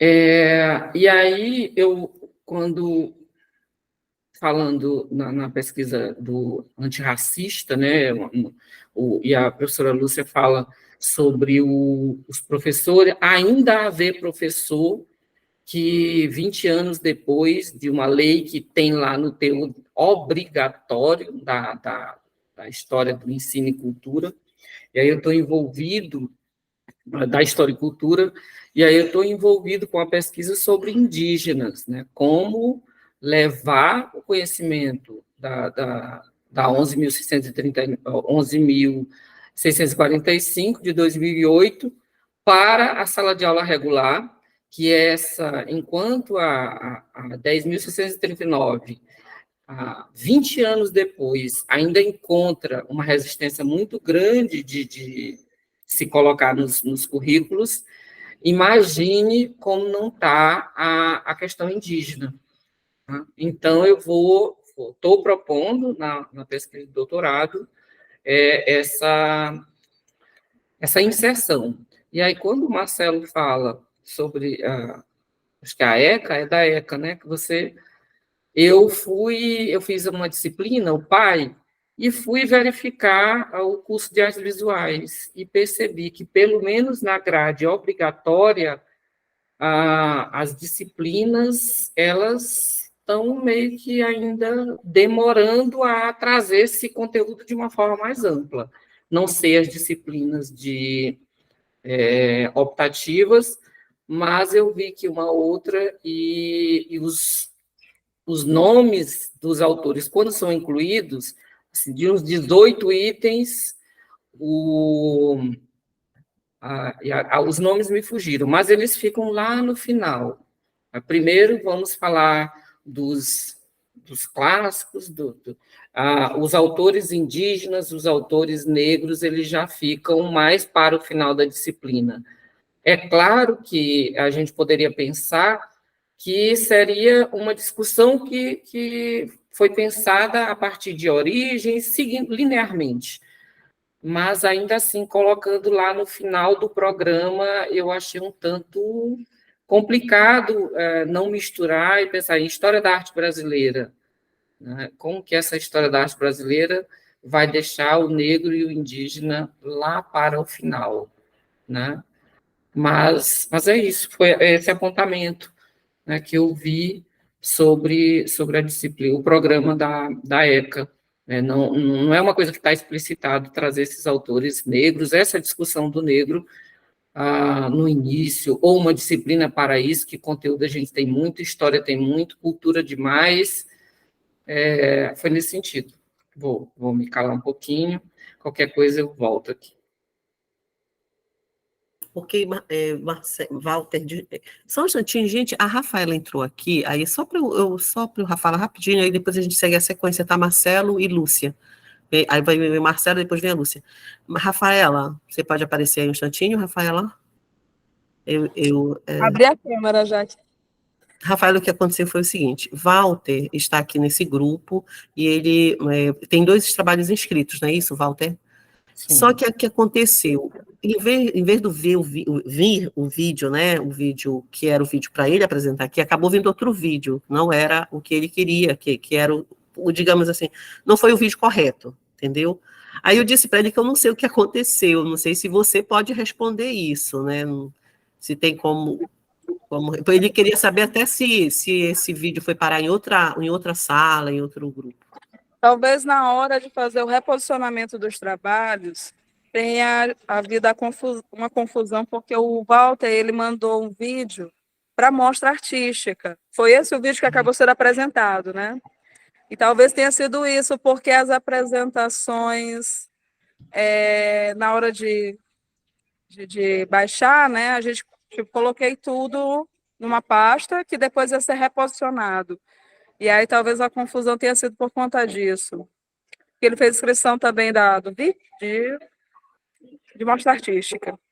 Sim. E aí, Rafael? Mas aí tu não tinha o vídeo aí contigo para eu gravei. Eu não tive acesso àquele Screencastify, eu não consegui fazer pelo PowerPoint, dei um trabalho, meu vídeo ficou uma porcaria, né? Os 2. E eu já estava estressado, até no vídeo dá para perceber que eu estou estressadinho já com aquilo. E aí, Rafaela, Marcelo, eu não sei, eu não consegui, porque foi pelo web transfer depois, e lá eu não consegui depois acessar, eu sei que eu não tenho mais vídeo, né? Só se eu falar mesmo. Ele está salvo no computador, só no Drive é que não ficou na sala, né? Porque para os coordenadores de comunicações, a gente tentou organizar os trabalhos por sala. Mas ele está salvo aqui no computador mãe, e depois eu posso te reenviar, já que tu não tem mais ele, tá bom? Não. Sim, e aí a apresentação, como fica? Eu faço um breve explanação, o quê? E deixo para ler o artigo, ou como é? Ou dá por encerrado? Eu acho que dentro desse limite de 10 minutos, tu explana, né, sobre a tua pesquisa, mesmo sem, infelizmente, ter imagens para subsidiar essa apresentação, mas eu acredito que na tua fala a gente vai conseguir compreender um pouco, pelo menos, da tua proposta de pesquisa. Não precisa fazer a leitura do artigo. Tá bom, para então. não ficar engessado, né, a leitura. Assim. Acho que uns 5 minutinhos eu falo, no geral. Tá bom. Peço desculpas, assim, por ter tido esse problema. Fica tranquilo. Tudo bem. Obrigada. Tá, valeu. Obrigada, Rafaela. Olha, eu queria só agradecer a Rafaela, aproveitar que ela apareceu aqui, essa pessoa que a gente fica vendo com tanta gentileza, uma paz, uma plenitude de responder e-mails de um congresso desse tamanho, né? Que bom que ela entrou na nossa sala um pouquinho e prazer. Desculpa não abrir a câmera, Rafaela, eu estou de cama, mas é um prazer te ver. Obrigada, minha imensa gratidão também por ter a presença de vocês aqui conosco, mesmo que virtualmente. E é isso, né? O Confaeb atrai toda essa energia, que é muito boa, é muito gostosa. Uma experiência que vai ficar única aqui na minha vida. Obrigada. Obrigada, Rafaela. Você fechou seu microfone, Nélia. Oh, desculpa. A gente termina essa rodada com Marcelo e Lúcia, e aí, Walter, eu entendi que aí você faz a apresentação, é isso? Sem o vídeo? Aqui mesmo na sala? Eu posso falar bem rapidamente, para a gente não... Porque, assim, eu tenho, acho, questões pontuais, então é uma coisa bem rápida. Mas deixa então, Oi, fala. Então a gente faz assim, Marcelo, a gente termina essa rodada com Marcelo e Lúcia, e aí você faz a sua explanação, tá bom? Então pode ir, Marcelo. Tá bom. Até se, eu não sei vocês, mas se precisar ficar um pouco mais para ouvir o trabalho do Walter, eu tenho disponibilidade. Tá? Então, é interessante que a gente acabou juntando as coisas aqui, e aí o Walter passou para mim, e eu vou passar para a Lúcia e para a Paula. Porque quando, justamente, né, pensando nisso, Lúcia e Paula, a Paula está aí, tá, né? Você vê, são 20 anos da 10639, são 15 anos da 11645, e aquilo que o Walter perguntou, a ECA não tem uma, de verdade, Walter, o que você leu ali é pro forma, não existe, isso não acontece lá, não acontece. Eu estou na ECA há muitos anos, eu conheço bastante programa de artes visuais e de artes cênicas, eu fiz cênicas antes, e não tem. Então, eu fico, justamente, Lúcia, não é que eu desacredite, né, vamos pensar assim, né, eu parto do princípio que não basta não ser racista, tem que ser antirracista, e o antirracismo vai acabar se traduzindo em ações muito afirmativas, propositivas, né, nesse sentido. Um deles, obviamente, é a educação formal, porque todos nós, né, toda a população brasileira é por lei obrigada a ser submetida, o que é ótimo, e justamente a escola deveria ter esse papel, cumprir esse papel de dar aquela educação pública que não necessariamente o educando teve em casa.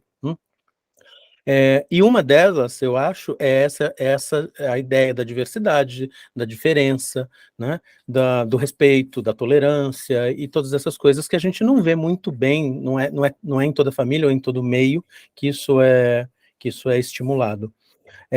Às vezes até o contrário. Então eu fico... a primeira dificuldade que eu vejo é assim, como descolonizar os currículos de verdade, né?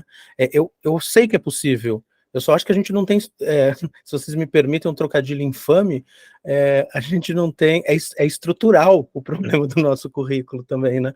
Porque, veja, não há autores negros citados na academia. A USP talvez seja a universidade que, em número, volume, que mais forme professores.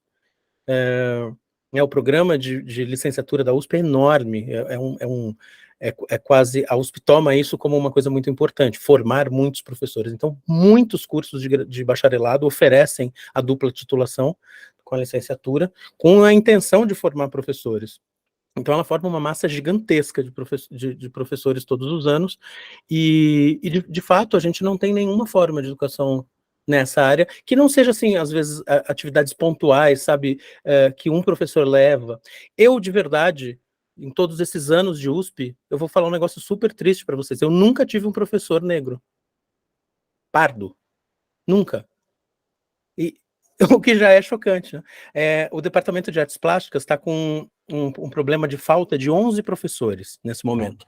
E nós tentamos, obviamente, pressionar muito a reitoria para primeiro conseguir a contratação dos professores e depois pressionar a ECA para que esses professores, que a gente conseguisse que esses professores essas vagas fossem abertas para, por exemplo, professores negros e negras, para professores trans, e tentando aumentar essa diversidade ali dentro, porque não vai haver pesquisa se não houver, se o departamento continuar tão fechado, a ECA em geral, né, continuar tão branca, né, e tão de classe alta e etc. Não vai haver. E não tem como. E aí eu já perguntei para o professor, poxa, eu sou professor, licenciado, e tem uma lei que diz que eu tenho que ensinar, por exemplo, arte e cultura afro-brasileira. Como que eu faço? O professor diz, bom, eu não sou especialista nisso, eu nunca estudei isso, eu não tive contato com isso, e não tem como eu te ensinar, então você vai ter que buscar fora.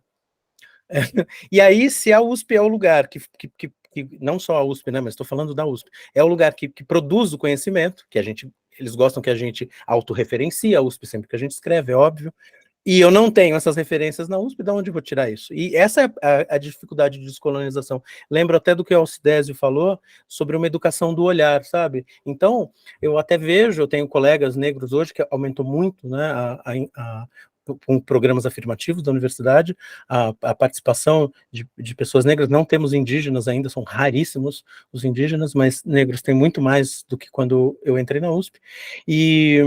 Mas, assim, existe ali dentro, não a educação do olhar que o Alcidésio propõe no trabalho dele, que é super linda, delicada, fina, mas uma outra educação, sabe, para que esse olhar do negro que entrou ali, que veio da periferia, ele comece a se transformar num trânsfuga de classe, sabe?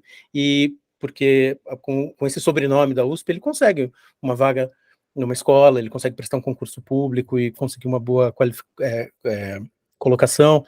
Então, parece que existe uma educação reversa do olhar. Ao invés da gente educar a sociedade para ela deixar de ser racista e mais ainda ser antirracista, é como se a universidade, né, e eu tenho que dizer a gente, porque eu faço parte dela, educasse as pessoas negras, por exemplo, que entram lá, para que passassem a ter esse olhar do branco, sabe? E não se vissem mais como... E é uma coisa quase de meritocracia mesmo, né? É triste e pobre.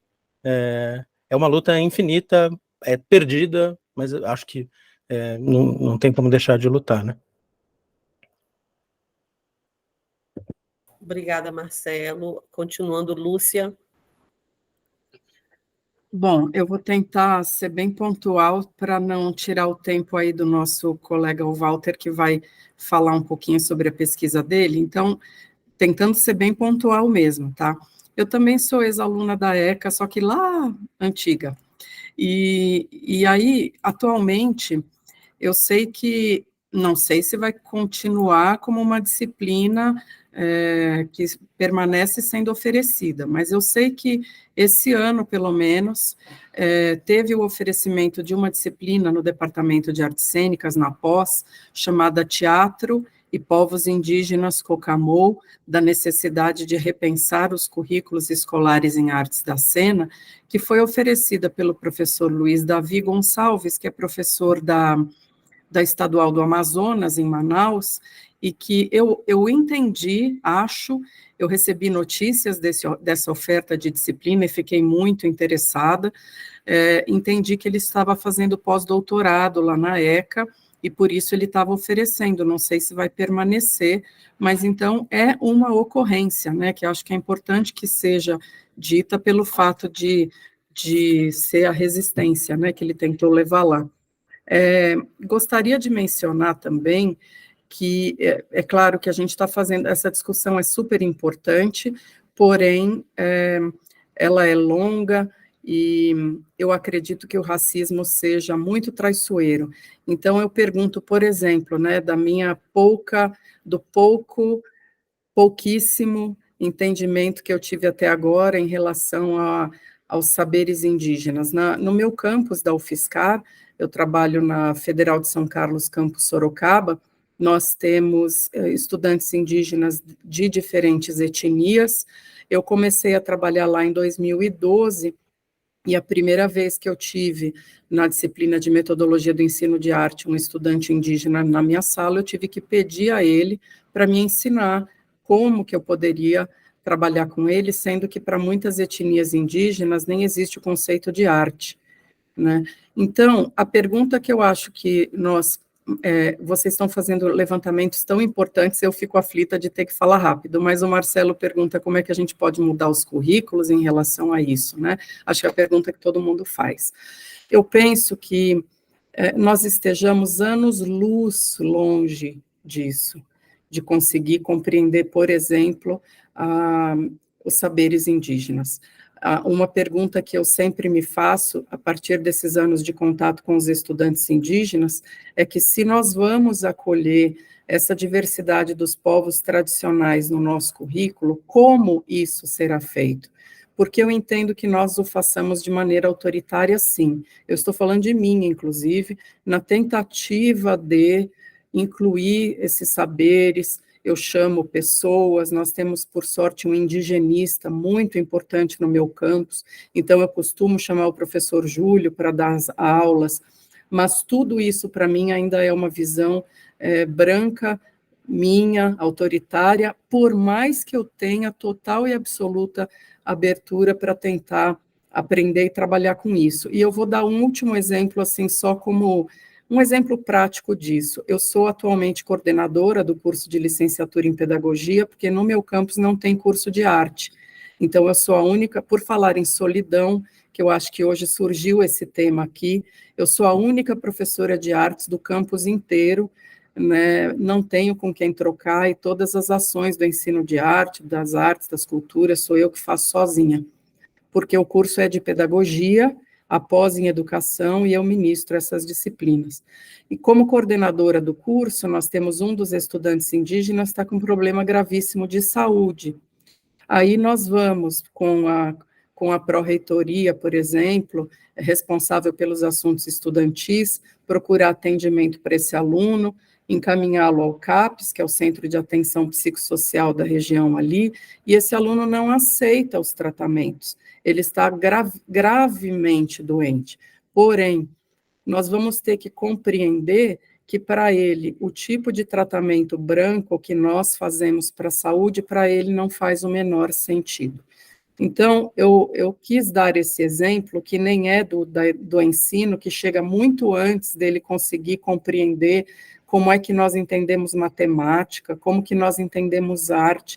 Os estudantes, eles vivem tentando nos dizer que para eles não faz sentido o que nós estamos dizendo, e não faz mesmo, porque são outras formas de pensar, de entender a vida e de viver, né, que a gente muitas vezes não consegue inverter, não consegue alcançar as lógicas, né? Então, eu só estou problematizando mesmo para dizer que eu acho que a gente que tem a intenção de ter abertura precisa, em primeiro lugar, reconhecer que nós estamos em dimensões muito diferenciadas e tomar cuidado para que as nossas tentativas de inclusão no currículo das culturas desses povos não seja ela própria racista. Esse é o que eu tenho aprendido com os nossos estudantes. Obrigada, Lúcia. Excelentes seus apontamentos. Vamos lá, Walter. Fique à vontade. Vamos lá, rapidinho. Estou aprendendo a fazer isso, professora, porque eu elaboro um projeto, que é um projeto muito meu, daquilo que eu sinto. E aí, quando eu chego na USP, eu percebo que as disciplinas vão ensinando que é interessante você ouvir também o outro lado, para saber se aquele direcionamento é mesmo isso que você pensou. E eu estou mexendo nesse projeto. Sim, então, vamos lá, sem mais. Bom, o trabalho que eu fiz é sobre as implicações do curso do ensino de arte no Maranhão, né? Pegando esse ponto ali, refletindo a partir do nosso curso, que é de 72, e que até hoje, não tem uma especialização, não tem um mestrado e não tem um doutorado. É acho que o terceiro curso mais antigo de educação artística do Brasil, e só em 2010 ele muda, e aí eu estava no diretório acadêmico, centro acadêmico, e a gente foi para cima para mudar, porque é um anseio, as pessoas querem essa mudança, e aí a gente quis mudar para artes visuais, encontrou apoio com os professores, e conseguimos mudar isso em 2010. Porém, o curso permanece só um curso de graduação, né? E aí eu trago o histórico da UFMA, trago um histórico do próprio departamento, do DEARTE, algumas implicações, algumas coisas, parto para práticas, né, destaco algumas práticas de ensino, mas penso nos formandos, aqueles que já formaram e aqueles que estão em formação. O que fazer? Eu gostaria de ter feito um mestrado e um doutorado em arte em casa, né, no Maranhão, porém, eu tive que sair, né? Tive que sair para buscar fora, né? Buscar em Santa Catarina, buscar aqui em São Paulo agora. E aí, uma coisa que eu reclamo ou instigo lá é a invasão da nossa área, né? que vai ser um ponto que vai ficar para análise, claro, do artigo, que é por que o próprio curso de música, que está nessa área, né, o curso de música não permite que outra pessoa que não seja de música entre. A formação das artes cênicas do Maranhão também buscou se fechar, né, para as pessoas, porque, assim, você tem um curso, você tem uma formação e vem pessoas de outra formação. Isso é um problema muito sério e eu tenho observado isso há bastante tempo. Desde 2009 que eu venho com essa percepção de que as pessoas, se você quer uma formação, faça a formação e venha, mas não venha sem a formação, que é um problema com a nossa área. Né? E o curso de artes visuais eu vejo em editais Brasil afora, aceitando qualquer pessoa, porque não tem professores formados em arte, não tem essa formação, e não a dificuldade não é o deslocamento, né? Porque hoje o professor com mestrado, doutorado, ele se desloca para qualquer lugar do Brasil, então a gente tem pessoas formadas em todos os lugares. No geral, a minha reflexão é essa, né? Não dá para pensar, explanar, falar do vídeo que eu trouxe lá, mas, no geral, é essa preocupação com estamos formando pessoas na área de arte, mas os cargos de professores no ensino superior e a problemática da ocupação nas salas de aula também, do complemento de carga horária, né, está sendo feito por outras pessoas. Né? E não é falta de pessoal, é porque os editais, de fato, os nossos são abertos. A reflexão geral é essa, trouxe um pouco sobre as nossas práticas, o que a gente faz na escola, e aquele trabalho que eu já falei ali no outro, que acho que acabou complementando. É isso. Tá bom? Fala, Marcelo. Obrigada, Walter. Vai, Marcelo. Então, é exatamente, acho que o ponto, porque eu li um pedaço do seu... eu passei os olhos nos trabalhos de vocês, né? E não posso dizer que li, não foi uma leitura tão atenta assim, mas é isso que me chama a atenção mesmo, e que tem a ver, inclusive, com essa discussão do currículo que a gente está tendo, né? Como a arte, esse campo, não é visto como um campo do conhecimento, um campo capaz de construir conhecimento, e aí, dessa forma, qualquer um, sem notório saber, que já seria insuficiente, eu acho, mas sem notório saber é capaz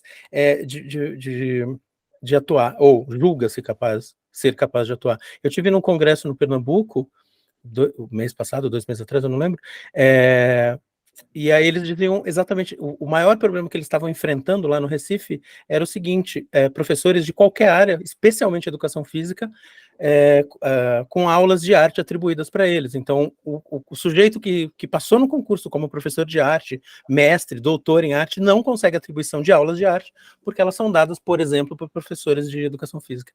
E esse é um problema muito grande, que está na estrutura mesmo da sociedade, porque...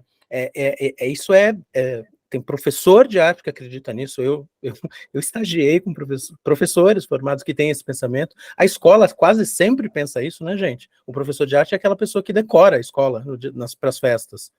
O aluno, obviamente, vai aprender isso, porque ele está passando pelo processo de formação, é isso que nós estamos ensinando. E, obviamente, a sociedade como um todo pensa. Eu acho que esse é um dos problemas mais graves, inclusive. É bom você tratar isso. Isso, para nós. Minha mãozinha, só para complementar aí o Marcelo, que essa questão da formação de professor é seríssima, sabe?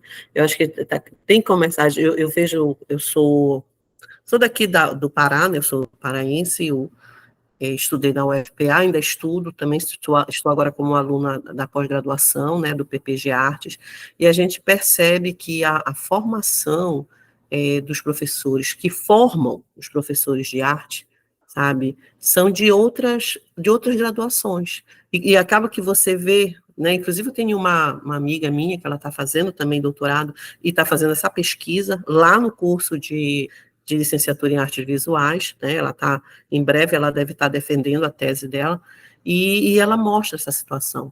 Ela diz, ela já em estudos preliminares, né, que ela já fez a qualificação, ela diz que só 25% dos professores lá do curso de licenciatura em artes visuais tem graduação, né, na área de arte.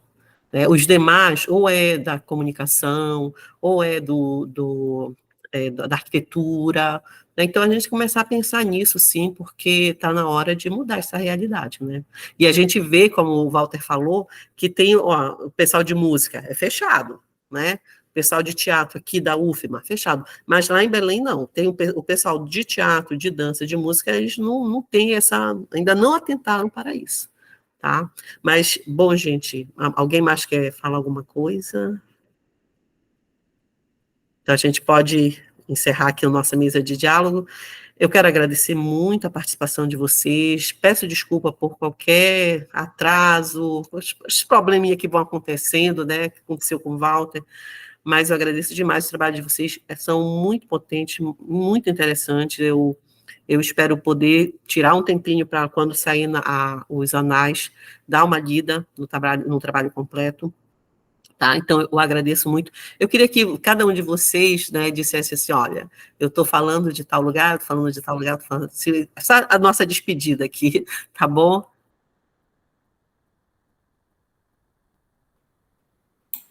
Tá, então, vamos otimizar. Eu sou daí, do Maranhão, mas estou em São Paulo, né? Estou fazendo doutorado em educação, e eu acho que é isso. Estou de camiseta porque eu não estou aguentando esse calor, gente. Eu fugi do calor, cheguei aqui, estou me acabando de calor. É isso. Eu também, eu sou de São Paulo, estou falando daqui, e eu não sei como é que está no Maranhão, deve estar mais quente. Não sei o que está pior, gente. Eu me sinto dentro de uma air fryer. É assim que está aqui, mais ou menos.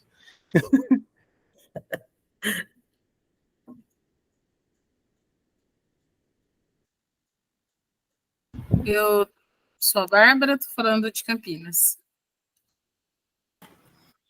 Bom, eu sou a Lúcia, estou falando de São Paulo também, e sim, estamos aqui, ontem estava 41, agora estão 34 graus, a gente está todo mundo passando meio mal, né?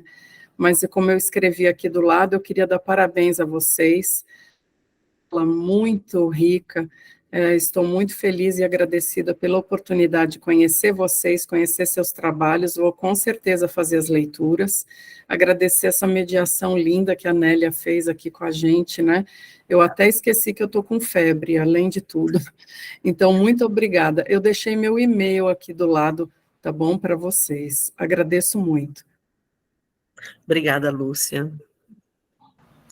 Eu também estou aqui no Congresso, em São Luís. Desculpa, Paula. Rose, pode falar. Só para parabenizar mesmo, tá? Eu estou sem câmera, porque meu computador faz tempo que não tem esse recurso. Quando eu realmente tenho que entrar, eu tenho que entrar com 2 dispositivos e acaba sendo complicado para ter câmera. Mas só para parabenizar mesmo os trabalhos muito bonitos, a condução da Nélia, e dizer que essas questões são latentes, palpitantes e eternas, né? A gente, infelizmente, lida com elas há tanto tempo, né? E vamos buscando as soluções. Eu sou da Universidade Federal de Uberlândia, e, assim, acho que o único avanço na linha que o Marcelo vem propondo, acho que todos, eu ouvi mais o Marcelo, que a gente está encontrando no momento, o credenciamento de um professor que é da Faculdade de Educação e que é indigenista também, que tem pesquisas, que coordena, ou pelo menos registra, os jogos esportivos indígenas, que eu nem sabia que isso acontecia. Então, acabamos de credenciar, né, para começar a orientar o ano que vem, e aí temos expectativa, que pelo menos no Profiartes a gente caminhe um pouquinho.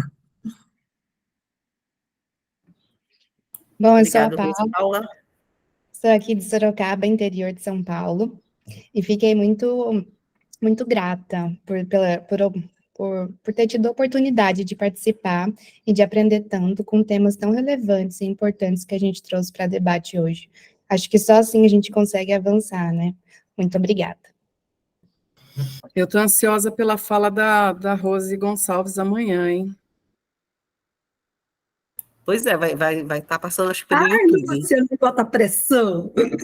Nossa, sou fã mesmo da Rose, estou muito feliz que hoje tivemos a escuta dela aqui. Obrigada, viu, Rose? Obrigada, gente, Rose. vocês me permitem uma pergunta? Rose, vai ser transmitido? Porque eu não consegui assistir nada, gente. Eu não sei. Eu não sei te dizer também, Marcelo. Olha, estava sendo transmitido, foi transmitida a mesa de abertura, ontem também estava sendo transmitido, pelo menos eu estava vendo essa movimentação, mas a gente podia ter perguntado porque eu não entrei para ver, né? Eu não entrei no Teve link. inscrição, né? Eu estou no Confaeb online o tempo todo e me inscrevi para a fala da Rose. Eu espero que transmitam com som, né, com áudio. Não, Lúcia, eu acho que a transmissão é aberta. É. Pessoal tem que ter o link do YouTube para poder assistir. Eu recebi aqui uma lista de links. Eu vou. Fizeram inscrição, né? A gente teve que se inscrever na plataforma para as coisas que a gente quer assistir. E a palestra Pois é, no Even. Tá lá. É no Even. E vocês não estão recebendo o link do YouTube? Mas porque vai então, indo pro Even. não tá, Nélia, não está sendo transmitido, tá? Não está. Ah, então eu tentei em todos, eu também me inscrevi, Lúcia, e tentei na página do YouTube do evento, nenhum. Acho que o único que foi transmitido foi bem chato mesmo. Eu, inclusive, desmarquei aulas, coisas, né, para assistir palestras e falas e rodas muito interessantes, ou aparentemente, né? E nenhum foi transmitido. O único que foi transmitido foi a cerimônia de abertura com muitos problemas e depois, não foi transmitido, foi postado. Ah, que pena. Então eu pensei que estivesse sendo transmitido. Mas se for transmitido, se alguma outra mesa for transmitida, vai ser colocada no Even. Pelo menos vou pedir para a Rafaela colocar. Aí vocês serão avisados pelo Even. Tá bom? Val, a memória tá uma porcaria. Eu tive que acessar o meu formulário aqui de credenciamento para catar, por isso que tem esse 11 aí no nome do professor, tá? O nome dele é Antônio Cláudio Moreira Costa. Ele é da FACED, né? Da Faculdade de Educação da UFO. Que bom, né? Pois é, legal. Gente, então, novamente, obrigada, tá? E vamos continuar, né? Só termina amanhã. Termina amanhã à noite. Tá bom? Muito obrigada, gente. Tchau, Eu vou ficar por último. Tchau. Nélia, obrigado, querida. Obrigado por tudo. Obrigada, a gente sabe que é um trabalho enorme mesmo fazer isso. Então foi excelente essa conversa hoje. Valeu muito a pena. Obrigado para todos, para todas. Obrigada, pessoal. Obrigada. Obrigada. Tchau. Obrigado, né?